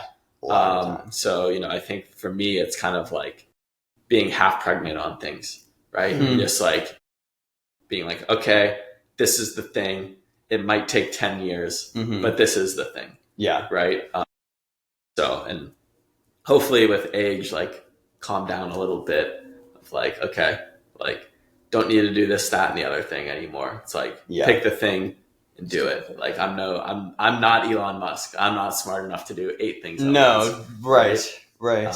And I still want to live a life, right? I'm not someone who's just going to work all day. Totally. So it's like, I gotta work out, see friends occasionally. Yeah. Well said. Well said. John Boy? I don't have a great answer for this one. I mean, YouTube, I guess. Like distraction, Mm-hmm. kind of stuff. Why do you think it's YouTube? Or like, what about YouTube? There's just so much good content on there. And a lot of it isn't even good content. It's just like stuff that I like. It's comfortable, and like, I don't know. Like movie content. Like sometimes it's more enjoyable to watch someone talk about a movie that you really like because you're kind of like, connecting with them on their like perspective. But it's like, I've seen that movie before. I've seen it a bunch, and I don't need to watch somebody talk about stuff I already feel and know. But so it's like, how much value is that actually adding? And it's super comfortable, but it just feels good. I don't know, but yeah. And YouTube gets me. The algorithm gets me. And so, in what ways, I guess, do you think it keeps you from going where you want to go? Well, because I think maybe not knowing where you want to go, right? So you just find things that kind of do pacify you and do provide you with comfort. It's like the want for comfort is like stronger than the direction, because if there isn't one, then it's like you're just gonna capitulate to the stronger force, which is comfort right now, which isn't necessarily a bad thing. It's just that's just kind of where I'm at. So maybe I'm not even answering the question because I don't. I mean, is there anything you wish you were doing instead of the YouTube? Do you feel like? I mean, okay, now asking that makes it seem like it's a really big problem. No, it's like then the YouTube. No, right. It's like, I don't know, dude. I guess that's the thing. Is like, do you feel like there's anything in life that is keeping you from doing the things that you want to be doing or should be doing? Yeah, I don't know. I really don't have a great answer for this question. That's okay. Yeah. Personally, I'm like both of your answers. I've definitely had a huge problem with YouTube in the past when it was on my phone. Like when I was in North Carolina, it definitely started because in college, like if we were watching something on TV that I didn't want to watch, I would just watch YouTube on my phone. And then I would watch YouTube on my phone before going to bed. And so I just got into the habit of it. And then so when I first was like really trying to figure out, okay, how do I want to do like these remote workout plans and that sort of thing? When I moved to North Carolina, because I started doing that for a couple of my clients, and I was like trying to figure out business stuff. Like sometimes I would just watch an hour and a half of YouTube, and I'd be like, "Oh, well, now I only have 30 minutes to work on what I was going to do," and then I would just be like on my phone in our apartment, and Tay wouldn't be home, and I would just be scrolling. Oh, that looks like a good video. That looks like a good video. And then I'm on the couch, like leaning over it, and I'm peeing. I'm like, bro, you look like a zombie, probably.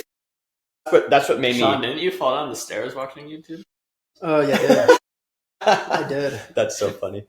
I didn't realize that you were watching YouTube when that happened. Yeah. But what made me delete it off my phone was thinking about what I looked like third person, just standing in my apartment like a freaking moron. So I deleted it off my phone, and that helped a lot.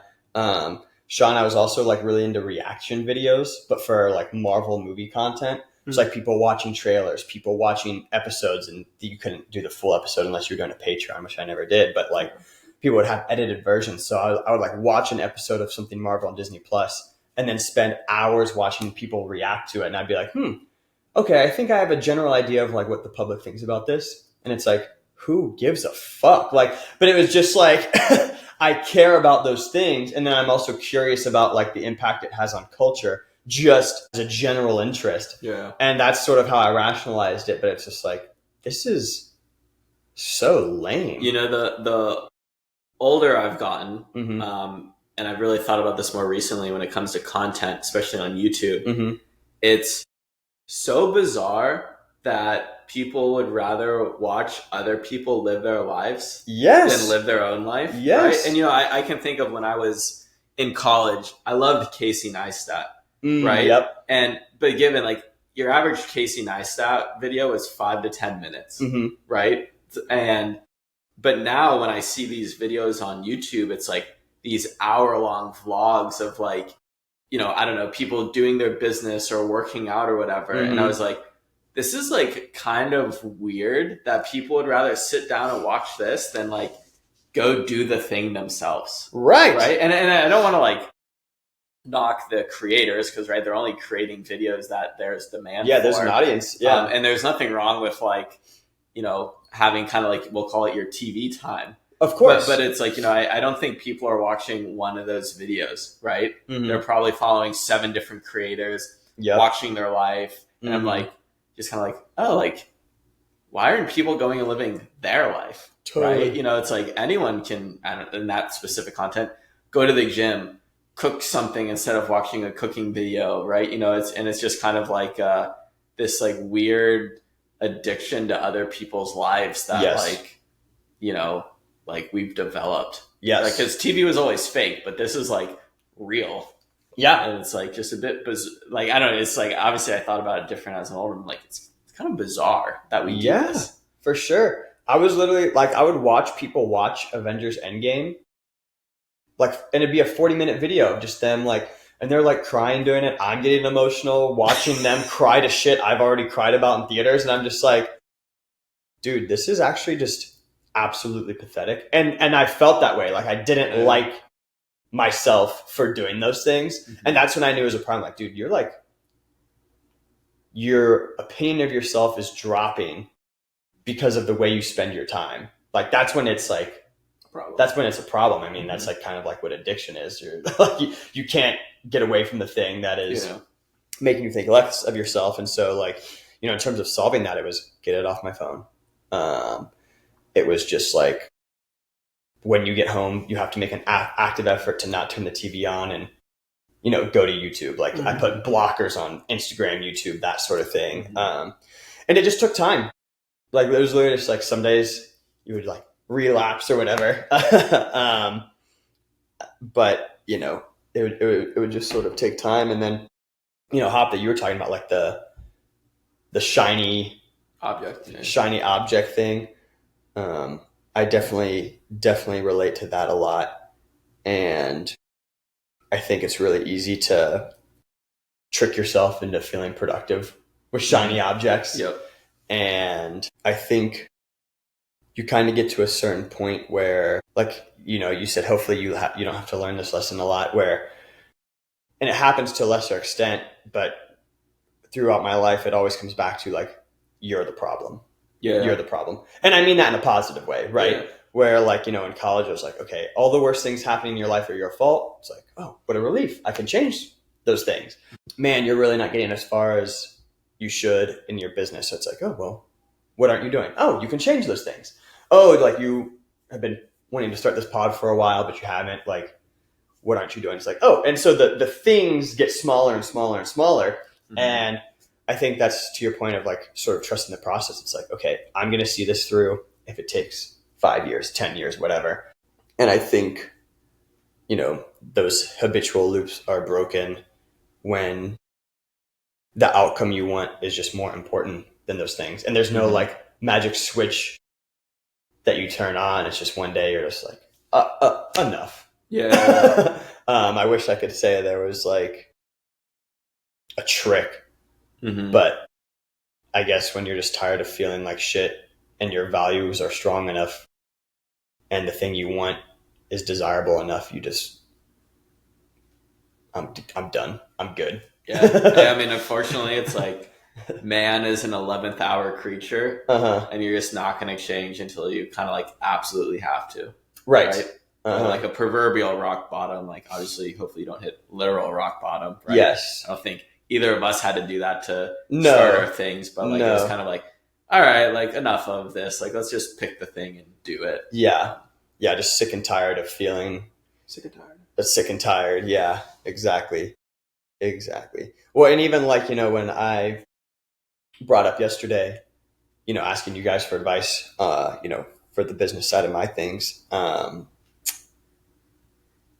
like it kind of got to the point where it's like, okay, to achieve the goals I have for my family, which I've always wanted to achieve, and even though there's not a specific timeline, it's like we've gotten to a point where it is no longer an option for me to not execute on these things. You know, more, is it the 11th hour? It's like, maybe not, but also it's like, it might be 10:30. It's like, okay, you know, because also, you know, Sean and I are 30, you're about to be 30.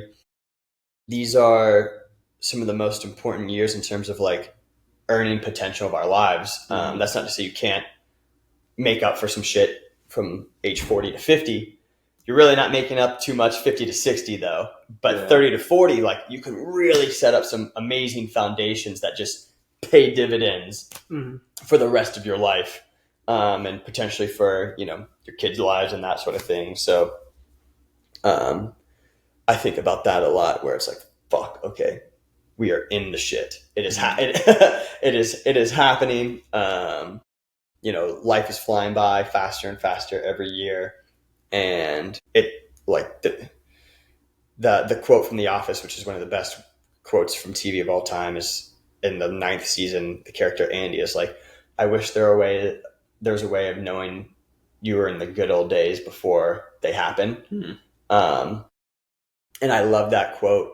And it's something I thought a lot about when we were in Chapel Hill, because the staff that I had at Orange Theory, we just vibed so hard and we saw some good success as a studio and we all really liked working with each other. And I thought about that quote a lot. I'm like, this is a golden era. It is like you are in the good old days right now. And especially because I think I knew we were going to move away. I was just like really trying to encapsulate this time. And so, you know, I think about that now, especially now that we have June, where, you know, even just the other day I came home, Tay and I are laying on June's bed and she's like running out of her room and then coming back in and then peeking in. And when she peeks in, she sees us and she's like, ah, and then like, you know, runs in. I'm like, there's absolutely nothing I would rather be doing right now than watching her run back and forth in and out of the room. And also she'll never be this age again because at the rate time flies, like I know she's going to be 4 and then 6 and then, and, you know, it's just going to all fly by. And so I'm like, even though you're not in the house you want to be at, even though you don't have the business that you want or the job that is your end game, it's like, even though it always feels like you could be doing more, and to a certain extent that's always going to be true, I would say I am doing my best. Could I be doing better? Sure, but it's like the best I'm able to manage right now. And I'm grateful for that, and I'm grateful for this life, and there's also nothing I'd rather be doing. Like, I've chosen to do this business. I've chosen Ohio Health. I've chosen to have kids. Like, all the things I'm dealing with are consequences of my decisions, and I'm happy with those consequences. And so I think that's important to recognize. Like, you know, even if there are loops you're trying to break, it's like, is this the life you want to be living? It's like, for the most part. I'm not where I want to be, but I'm better than where I was 2 months ago. I mean, I think that's an important point. It makes me think of like the Naval quote. If you can't be happy with a cup of coffee and a view, like no amount of money will make you happy. Right. And so it's like, obviously you want better for yourself and for your kids. Right. But to still be able to acknowledge of like how good this time is, it's like really important. Right. Because if you were like miserable and you're like, oh, but it'll be better when I have the house. Right. But it's like, it's not the house. Then it's like the other thing. Right. And so it's, you know, realizing it's like life isn't lived when you get the next thing. It's like life is lived now. Yes. So. Right. It is happening. And if you're not paying attention, they'll just fly by. Let's see here. I think there's some we skipped up. Oh, nice. Nice. Oh, yeah. If you're, oh, wait, we never even answered this. I asked this before we took the break. We often speak of what society owes the individual, but what do you think the individual owes society, considering civilization is a group effort? What made you write that question? The author of that 21st century guide, A Hunter-Gatherer's Guide to the 21st Century, him and his wife, they both co-wrote the book. Brett Weinstein, Heather Heying, she kept her last name. I think that's her last name. I was listening to their podcast, or I saw a clip from it, and this was a question they asked. So I'm just pilfering other content. But it must have stood out, though. Yeah, and it's very relevant to some of the conversations we were having at the beginning. Like, I think people, there's the famous JFK quote where it's like, ask not for what your country can do for you, but what you can do for your country.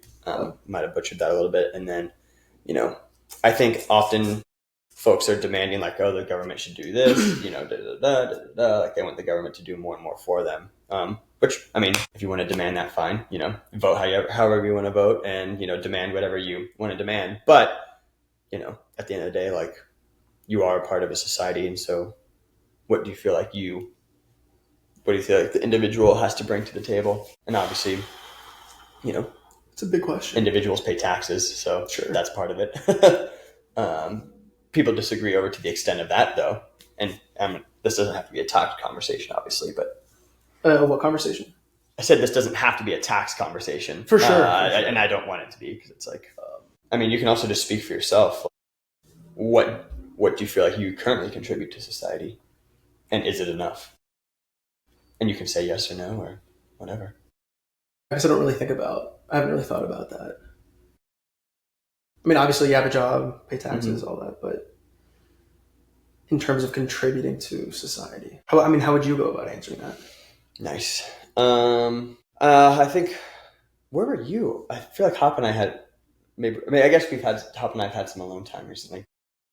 And it's been nice alone time. No. Sean was in rough shape. I think, back in the day, like trades were a little bit more, I guess not commonplace because so many people have so many different trades, but like there was a certain level of competency that was demanded from you. Like everyone works, right?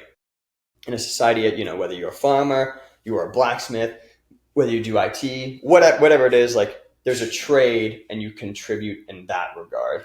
And it's in a smaller community, it's really visible. Your impact, right? So if you're making nails or if you're making shoes, like, you see the people in your community that are making, or that are wearing your shoes or using your nails to build stuff. Like, right. That seems really super visible. I think now maybe it's a little, but your work is like really visible too, where you're like getting people in shape or having them like, avoid chronic illness in the future, or healing them. That seems really high impact. Yeah, I guess, it depends on the sort of society you live in. Obviously, we can really only speak on the society that we live in. And we're, obviously, Hop, you live in Singapore, but, being a Columbus, Ohio-based individual, I guess I directly impact those in Columbus whom I provide workout plans for, but, I have a couple people in different states that I do that for as well. But I don't know, I guess... I think you owe competency to society, because if there's anything that you are being provided for, the service that you provide also should be of high quality. Like if you reap the benefits of high quality services, you should put forth a high quality service, whatever that is, whether it's a general service, in terms of just like, I load boats on a shipping dock, but I do it well. I think it's just like put your best foot forward with whatever it is that you do. Yes. I think you do. I think you owe your best foot forward for sure. I like being able to like be available for my family and my friends. It's not really society, but it's a really like small piece of it. Yeah. But I think if everyone is there for their families, then all families are supported. Yeah. And when families are supported, then they're able to engage in higher level problem solving as a society. The buoy versus anchor, like being able to like help, like, lift people up instead of weigh people down. I think it's bottom up. Like if you take care of yourself to the point where you can take care of your family, Right. and your family, the individuals of your family do the same thing, Yeah. then yeah, the tide raises all ships. And so I think starting small as possible. I guess I just struggle answering because society is like almost so big that it's just abstract. It's like I don't know. But like with family seems so immediate, visible, tangible. So I like that. Yeah, this is like kind of a weird. I don't know if it's a weird take, but I think for me personally, like the past we'll call it 5-10 years, I think oftentimes we demand things of our government, and to a certain extent, rightly so. But I also think it's gotten to the point where like no one from the government is coming to save you. No one. Regardless of your political party, no one from the government is coming to save you. So I think oftentimes we get so caught up in how we should vote, like, oh, well, this is like super critical or this is super critical. The government is so inefficient at doing all the things that it does that I'm hesitant to add like anything to the list because it can't even do the things that it's supposed to do right now. Yeah. And so in lieu of any sort of like faith in that, it's like all my effort, I guess, goes into just like family friends, and that like part of the goal, obviously now with the pod is just I have guests on, and we talk about like culture spreading horizontally. It's like, okay, well, I have however many people subscribed on YouTube, however many people subscribed, following me on Instagram, however many, and so super small, but slowly getting bigger every day. And even if like there's not like an ironed out value system, I guess I would just encourage everyone to be as self-sufficient and reliable as you can, not for any sort of like political reasons or that sort of thing, but just because you should recognize no one is coming to save you. And you need to be as competent as possible for yourself and your family if you want to escape whatever it is the situation is that you want to get out of. And that's like, sort of what we were talking about with whatever it's called, the sovereign what? Individual. It's like you owe it to yourself and your family to be as competent as possible. And as much as it is easy to like have sympathy for the person in our culture who is just sort of like, yeah, screw it, I'm just gonna finance everything with credit card debt or whatever, and just say like F it. I think on the reality is like the path forward actually exists, and it is actually super easy to come across this path, and the first steps are pretty much spelled out for you. So basically the point being like, there's no excuses anymore. I think whatever excuse you are telling yourself is just an absolute lie to yourself. And I would encourage everyone who listens to sort of have that approach. Because even though it's like, yeah, I feel bad for the person, who feels helpless or whatever. But no one's coming to save you. And that might sound like dire and scary, and it is. And you should be scared, but I think there's never been more opportunities to take like the path forward to getting out of whatever the funk is. I know it's just really challenging when the framework is like positively reinforcing in both directions, right? So if like you are winning, your likelihood of future wins like increases, yes, as you continue to, for sure, stack up more wins, but then the inverse is the same too. Whereas you lose, you're more likely to lose and more likely to get buried. I mean, yeah, I think credit card interest rates is probably like the most like visible like illustration where it's 24%. I mean, you miss a payment, you are just getting buried and buried. So like, yes, while it is, pretty straightforward, like, all right, there are things that you need to do, but it is such a, like I don't know, it's like you can be in a really painful spot, like just a really, really challenging spot. It's like, it's hard to like not have sympathy for people that kind of like find themselves in a place where it's just so easy to like slip into. Totally.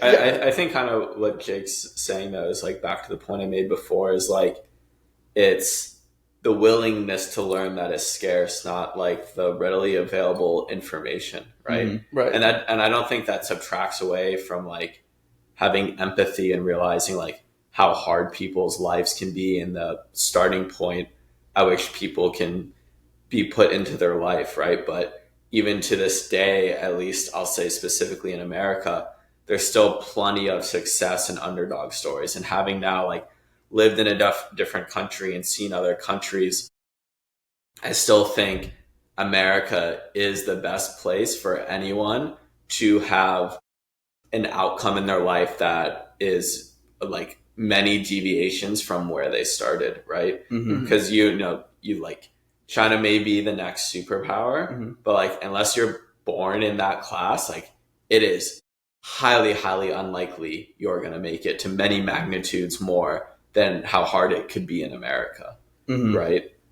So it's there's definitely an inequality issue, but that's not to say that it isn't the most like distributed time in our lives where you could get out of it. Yes, right. Of the opportunity distribution, while not totally equal, is like magnitudes better than anywhere else. Yeah, and that's not to say like we don't need to improve that here, but it's just to say like I think maybe if you're listening to this and you're like younger than me or different color skin or what any of the ways in which you can divide a person like in that regard, it's like maybe I'm not the right person to tell you this, but it doesn't matter. Like, none of that shit matters. Even if it is harder for you and you're like, yeah, easy for you to say, it's like all things are easier said than done. Like I might not be the messenger for you, but regardless, the message is true. You need to fucking get your shit together to the best of your ability and get after it in the best in the way you see, in the best way you see fit. And that doesn't mean I don't feel bad for you, like whatever the struggle is, because I totally do. Someone tells you a sob story and you're like, boo-hoo, like that is very sad. Yeah. And I want that to be over for you. And a bunch of shit that you didn't deserve did happen to you. But all things being equal, you either do something about it or you don't. And that's just sort of like the bitter pill that has to be swallowed. And the sooner you as soon as you recognize a problem, that's usually the best time to deal with it. Obviously, we've talked about important versus urgent, but in terms of the best time to solve your credit card debt problem is when you realize the problem, and the next best time to do it is tomorrow or today. And so like, even if you've been avoiding dealing with your credit card debt for 10 years, and if today you hit the point where you're like, okay, I've had enough. And maybe in your head, you're like, oh, I should have started 10 years ago. I should have started 5 years ago. Starting today is still better than starting to tomorrow. And like, it's the same thing. Like if you're on the path for success, like you wake up one day and you make a bad decision and you deal with the consequences, and maybe you stray off the path. But if you don't and you get back on the next day, like you almost have to treat each day like a reset. The glory that I achieved yesterday does not transfer to today. I still need to like wake up and knock it out. And nothing that we're talking about here is new. Like all this stuff has been around for thousands of years. Like Marcus Aurelius' meditations, like will distill a lot of the stuff we've talked about, I feel like in a better way. Or there's a million books that maybe you could read and would give you this information in a way that is more digestible to whoever is listening. But at the end of the day, like this is not new stuff. It's just like newly problems packaged. as old as time. Yes. We're giving the modern context to the first principles of Stoicism. Yes, exactly. And it's like, all early 30s, late 20s guys who are just on the path to the best of their ability. Like that's what this is. It's like, and this isn't like, to your point of talking about, you listen to the podcast with the millionaire and they give you the step-by-step process of how their lottery ticket worked out. Mm-hmm. I think what's nice about this is it's just 3 processes. There's that no one here's a millionaire, Mm-hmm. it's just, and I think that's what's at least refreshing about it. It's like, it's guys who are doing the best to practice what they preach despite flaws. And as and I guess, it's like, oh, well, who are you to give advice as someone who's not where they want to be? It's like, I think most people aren't where they want no to be. one's where they want to be. And I'm where I want to be based off my goals from 3 years ago.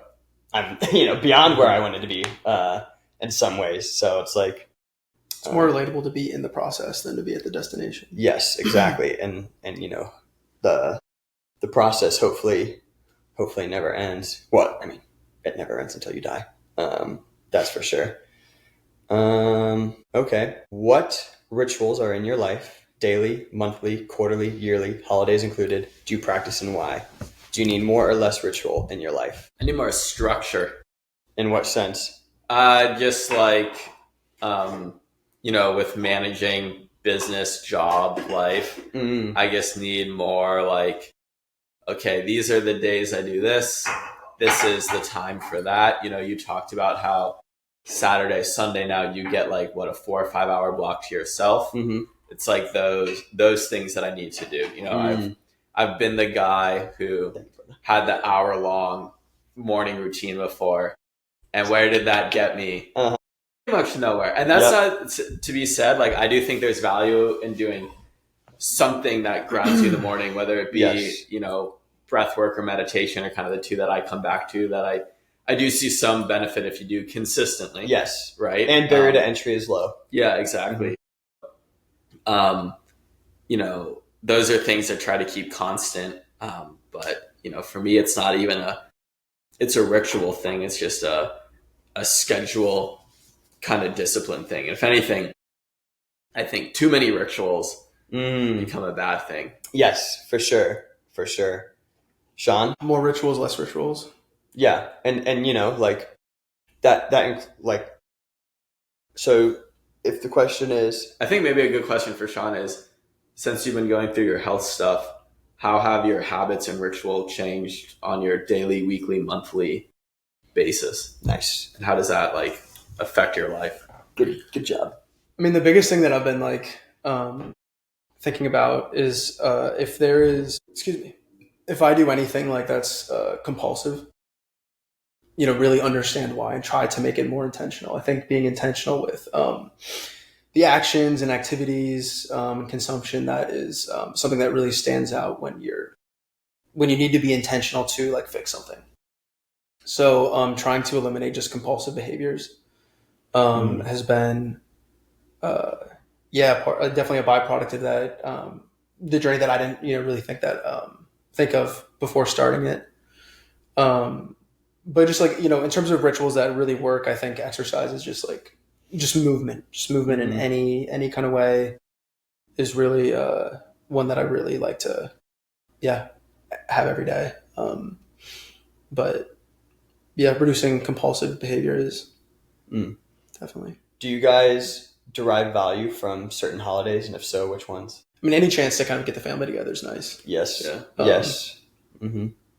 Yeah, I just kind of view holidays as a chance to be with family. I don't particularly find any one better than the other per se. This year will be interesting for me because it'll be the first time I'll have never spent Christmas with my family, just because of being in Singapore, timing of when I need to travel and stuff. So that'll be an interesting thing, for me to experience. I've pretty much never done Thanksgiving with them since college. Okay. I've just been That's hard when it's gone, right? It's I'm going to travel. Before it was across the country and then immediately travel across the country again for Christmas, right? But now it's across the world, right? Yeah. So it's a pretty high bar. But yeah, so that'll be a interesting thing for me to reflect on. Sure. I guess with regards to certain holidays having specific maybe themes, Thanksgiving's being obvious, being thankful, and, depends on what you believe in terms of what the impact Christmas has on you. Same with Easter. Like those two can be really huge in your family if the Christian faith is part of your practice. But like, the 4th of July being one where, sort of being grateful for your freedoms and liberty, that sort of thing. Like, is there any utility in like sort of meditating on the theme of those holidays at all for either of you? Like, do you think about that, on those days, or is it more so just like, okay, that's all good and dandy, but I really just want to spend time with my family? I don't think for all the things that I overthink, I don't think I overthink that. I don't meditate too deeply on that. I mean, 4th of July is fun. It's a light holiday. It's typically sunny. We do sand castles up at the lake. Yeah, that was sick. Yeah, I mean, Christmas is just family time. So I think it's kept super simple, for better or for worse. We're not super ceremonial about it. We'll get like a tree and everything. We'll do presents, but like, yeah, it's just family time. I mean, do you think deeply about the symbolism, or you have a kid now, so yeah. I mean, I think I probably could do a little bit better on Thanksgiving. Like, oftentimes I'll text friends. Sometimes, hey, thankful. I think that's good, even if it's just like a casual participation in the theme of the holiday. For whatever reason, I really like Halloween. Even though now I'm 30 and I actually haven't done anything for it in like 4 or 5 years outside of like work stuff. But what I like about Halloween is, oftentimes you dress up as something scary. So there's like, vampires, monsters, mummies, all that stuff. I think it's cool that there's a holiday that celebrates things that we fear, where people just actively sort of confront that. So I really enjoy that for whatever reason. I like the movies. Yeah, I like the movies. I like that people are like, hey, during this time, we gotta watch pumpkin movies. When things are, it's fall and things are dying and changing, we like have a holiday that sort of confronts death in a lot of ways. And it's like a fun thing to do. So I enjoy that a lot. Yeah, I mean, I think for the most part, I'm like you guys. It's just fun time to be with family. It feels special, even if there's no like, explicit acknowledgement of. Yeah. I mean, Christmas is another big one. I love that. We have the little tradition of like hiding the pickle in the tree, and whoever finds it first gets to open the first present. Oh, that's cool. And so we've done that. I've never heard of that. I've never heard of that. Is that a Kentucky thing? No, I think my second grade teacher told our class about that. Sure. And I thought that was awesome, and told my mom or something. And then it's just something we've done ever since. God, that's cool. So just when we stole from my teacher, literally to this day, we still do it. Like, we did it at Christmas. Traditions are cool. My sister and I are 28 and 30, or I guess I was 29, but like, oh, I found the pickle. It's like, that's rad. Yeah. So I enjoy that. I think there's something nice about Christmas movies where like they're meant to make you feel good, and like huddling together in the cold. So people coming together in the cold and just being warm and cozy. And when I guess you would have every reason to be miserable, instead you're not. And it's just supposed to be one of the happiest times. I like that. And then I'm big on the 4th of July. I almost feel like you have to preface now when you're like, I love the 4th because I love America and freedom. Yeah. But it's like completely detached from politics. I just think it's just. Wait, is 4th of July no longer like acceptable to love? Depends on who you ask. I think. Wait, are you serious? Yeah, I think. Have I been gone that long? There's definitely a bit of like a thing now where like, if you're pro, I think there's been a turn, reswinging. Been a reswing, and it's not like because of who's in office. I think for a while it was just like, oh, America is bad. The institution has done a lot of bad things. Yeah. And it's like, yeah, of course, but like America's awesome because of the sovereign individuals and because you have a say. That's like what we're celebrating. Yeah. We're not celebrating the government. I don't like that is absolutely not the point. The point is that we can all do more or less, not whatever you want, but there's Pretty dang close. pretty dang close compared to most places on the planet. Yeah. And I think you can easily point at all of like the inadequacies, and it's like, yeah, let's just pretend it's all true. But all the inadequacies. It still loads better than anywhere else. I still think, being in a society that values liberty and freedom and takes a day to celebrate that. I mean, I just associate it with like good weather and like hot dogs, and that's say for we all grew up in UA. It's like just the town comes together. The parade is huge. You just have a good day. Yeah, it's a awesome. fireworks show. Yeah, the whole day is awesome. Yeah, it's like a community celebration. Yeah, so I'd say Halloween, Christmas, and the 4th good energy are like the big 3 where I'm just like, this is awesome. I love this. I get something out of this, even like if it's something where Halloween where I don't dress up, but I still watch scary movies and I like the vibe. I like the kids going out and getting candy and all of that. I just think that's fun. Now, as far as like daily, monthly, quarterly, yearly, for a couple of years I did like a yearly reflection. Those are fun, but sometimes I think it's just like mental masturbation. It's like, do I really need to be doing this? Sometimes, yes. So now, you shared your Google Doc with me one year. I feel like you got some really good. Insight from it. I think the first year I did it was really good. The second year I feel like it was good, but I only did it because I did it because of the first year. Yeah. And so now it's like, I'm not going to force myself onto anything. If I need to have like a formal reflection time, then I'll take it. Yeah. Like if I'm really having issues understanding things going on in my head, it's like, okay, maybe we need to take a step back. But in terms of like formalizing like a quarterly or a yearly sort of reflection, don't really think it's necessary. Daily rituals, to Hop's point, since having a kid, you put the kid down. And so that has been something that has obviously been like super formalized. And now sometimes I get home around 7 or 7:30. And so I've just gotten home, and maybe because I haven't seen June, I'll do it, or I'm just like wiped. And so Tay will do it. But because at the same time, 7:30, 7:45, it is bedtime. You either take a bath, or like when you put her down, it's the same thing. Take off the clothes. Naked baby. That's what she'll say. And then change the diaper, maybe put some diaper cream on, put the new diaper on, put the PJs on. Which books are we reading? Oftentimes for weeks at a time, it'll be the same 2 or 3 that she's really into, and then we'll kind of switch it up. But so it's like very much the same thing every night. And it's really nice because it works. Like, even with like Huberman, like having a time where you turn off your screens or whatever, like the ritual takes time, and you can, even if she is tired, you watch her get more tired and the yawns start to happen. And so it's just like this very predictable thing that's also very cute. And then when she goes down, then it's like Tay and I's time. So it's like this very obvious transition period from like evening to night. And then when it's night, it's Tay and I's time to catch up from the day, relax, watch TV, whatever. So maybe it's a conversation for an hour while we're folding laundry, or maybe it's a TV show while we're folding laundry, or once a week we do cauliflower crust Aldi pizza, and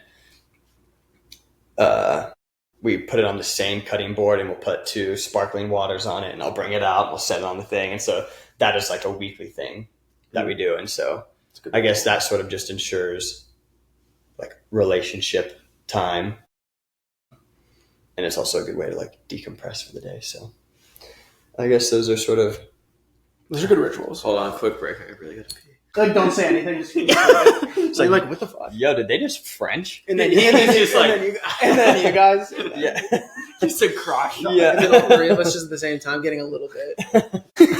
yeah. That will not be in it. Fuck. Let me find this. So the last one's about a movie.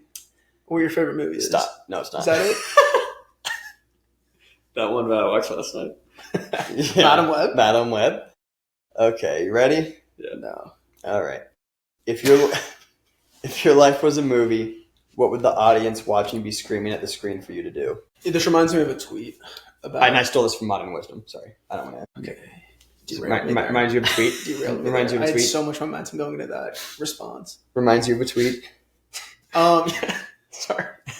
It reminds me of a tweet about like, if you observed yourself objectively, are you acting in a way that, are you acting in alignment with like what you say your goals are? Mm-hmm. Right. So that's what it reminds me of. Okay. Like, are your habits a reflection of what you say your goals are? Right. Sure. But what's the audience screaming at you right now, Sean? Right. I don't know.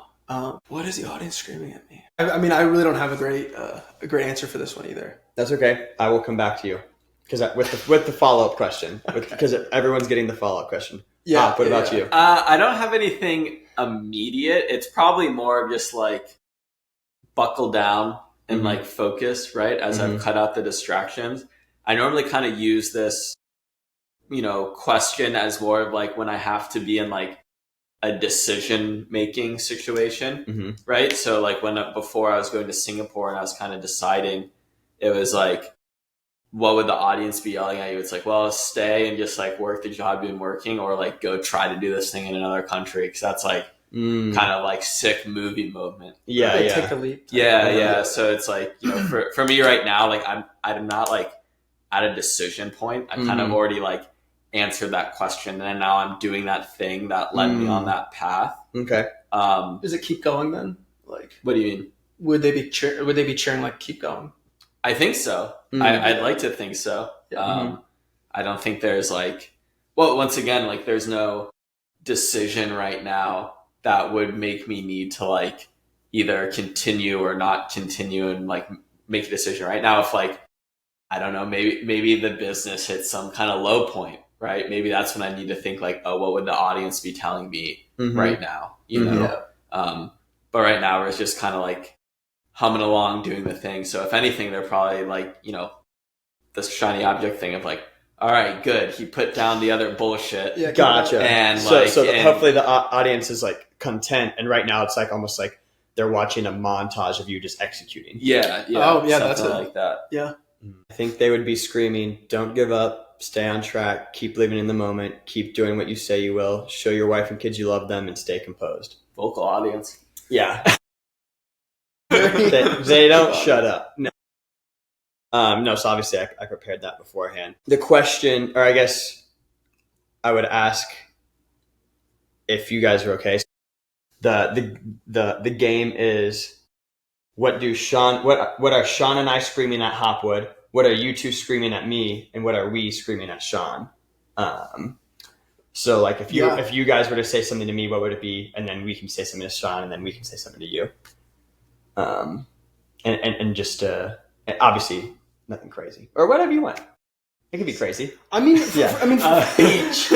I think for Jake, it would just be like kind of actioning what we talked about the other day for your business. Just like pick up the phone, do the things, get in contact with people, get the clients. I mean, my answer is gonna be the same for both of you, but like keep it up. I mean, you've had such endurance with throughout your entire adult life, where you just like, you have goals and then you arrive at them, family, wife, kid, house, you just keep going and going. So it's just like continue to stack those and continue to doing whatever it is that keeps gas in your tank to keep moving. Yeah. Nice. What would you say to Hop? Keep it out. I mean the same thing. You guys are both buddy. you guys are both people that like I admire. So it's like, just keep, like, don't switch up, just like, because I have faith that, if you guys continue doing what you're going to do, then you'll figure out whatever you want to figure out. So, yeah. Don't change. Yeah. I don't know. To Hop, I would just say, whatever you're doing seems to be working. You guys are moving units. You got another flavor in the pipeline. Yeah. Progress is being made. So keep rocking. And then I guess to Sean, I would say, what? Nothing. Oh. I would say... I didn't say anything to you. I guess just relax. In terms of like the power of the downstate. That would be what I say to you. I'm wound pretty tight. Yeah, just relax. I think like all the growth that you've achieved, like, you say you look up to Hopwood and I, but like I revered you before we started living together. And continue to after, but after I saw it was under I was on hood, I was like, oh god, no. But you have been such a go-getter, and you're so like interested in finding purpose. When whether it's taking the UX stuff, you've just got like a million ideas. And even though you're in sort of this place right now where you're like, yeah, like, I've got my job, and you've been trying to figure out like the health stuff and that sort of thing. You've been such an inspiration to me. And so for me, it's like, yeah, I would just like to be able to see you relax and get to enjoy what all the things you've been able to accomplish. And also I'm just really excited just about the progress you've made, just like, in your personal life in terms of just like being a leader. I think that's been really admirable of you the past few months. So just relax and keep That's going. Sweet. Can you top it? No. So I just won't say anything. No, That's totally fair. I would just say, figure out like how to create space for yourself so like you can find the what it is that you're looking for, because like you seem to want something, but you seem to just like want it. And I think if you have to figure out what works for you, but creating like, Jake has his Saturday and Sunday of 5 hours of uninterrupted work time. Yeah. Of like, you just, and I know you're dealing with health stuff, and I know how that can be, because I did that for 2 years, right? It can eat up a lot of time and mental space, and just figuring out time where you can just kind of sit down and, explore, right? Because that's probably how you'll come across it, or something will strike you. And if you don't set apart that time, it could become as like, you want this project. You've never actually sat down and thought about the project, Kind of look at the health stuff as kind of like a project, which has been a nice like outlet. Mm-hmm. Totally. But thanks, guys. Yeah, for sure. That's about all the questions I had. Does anyone want to add anything before we wrap her up? What was your favorite question? Just don't look back at it right after. Oh God, some immediate reflection. Jesus Christ. He can't help you here. Oh man, I guess I don't know. Okay, he asked this. You asked this when we took our first break, and then it turned into a conversation, which I'm probably actually going to keep in the pod. So. What conversation? The one we had during our first break when... Oh, the in-between. Yeah, and so I already kind of gave... I thought we stopped recording. No, I mean, I never went up and did... So that'll probably stay in. So, but that answer stands of just how the flow kind of... Each conversation flowed into the next. That was my favorite part. That was my favorite question, was the flow. So you got nothing real? You want to add? No, that's a great answer. Great answer. I mean, my question was my favorite. Yeah, good. Of course. Okay, excellent. Well, so to wrap this up, this was our third Ballz Deep retreat. The first one we were in Arizona in spring of 23. The second one we were in Denver summer of 24. Hop couldn't be there, but he did get projected into the background for the pod that we did. And obviously Mitch was missed this time around. Here we are in end of summer 25. And originally we were going to do this retreat in Kentucky, and everyone was super awesome about, my wife is pregnant right now. And so we're like, okay, we'll do something in Kentucky and it'll be close, just a 4-hour drive. And then just 3 weeks ago, I had a conversation with Sean where I was telling him how my wife was getting stressed about me being gone so close to our child being born, which is a super valid thing, even though it was only a 4-hour drive. Like, that's still enough to be like, this is kind of sketch. And Sean was like, well, dude, I don't really care about us being in Kentucky. If it's better and it means it takes less stress, then we can do it in Columbus. Like, do you want to check with Hop to see if that's cool? And as soon as we checked with Hop, you were like, yeah, man, I'll just cancel the Airbnb if that's cool, if we all want to pull trigger on that. So I'm just beyond grateful to these guys here for doing our retreat in Columbus. Baby never came. It would have been 3 weeks early, which is when our first kid came. So we were just erring on the side of caution, but peace of mind. Just beyond grateful that you guys were so... Sean and I could have delivered it. Yeah, you guys would have been so good. I've never seen a baby born, but... We can figure it out. You don't need to have seen one to be able to catch. I'm going to go at baseball. Yeah, but no, just very grateful to you guys. Well, it's kind of like the holidays, it's instead of with your family, with the boys. Like, as long as you're Yeah, it doesn't matter where you are. So we got to spend Thursday night through Monday morning together. It's 4 nights. Yeah, a great Labor Day weekend, and just very grateful. So thanks, boys. Thank you. Peace. What's up, everybody? It's Jake here, Fowler and Friends. Thank you so much for supporting the channel. It really means a lot to me and all of us over here at Fowler and Friends. So if you could please like, subscribe, comment, do all of that. But definitely subscribe, share the videos with your friends, and keep on supporting the channel. Thank you so much. We'll catch you on the next one. Later.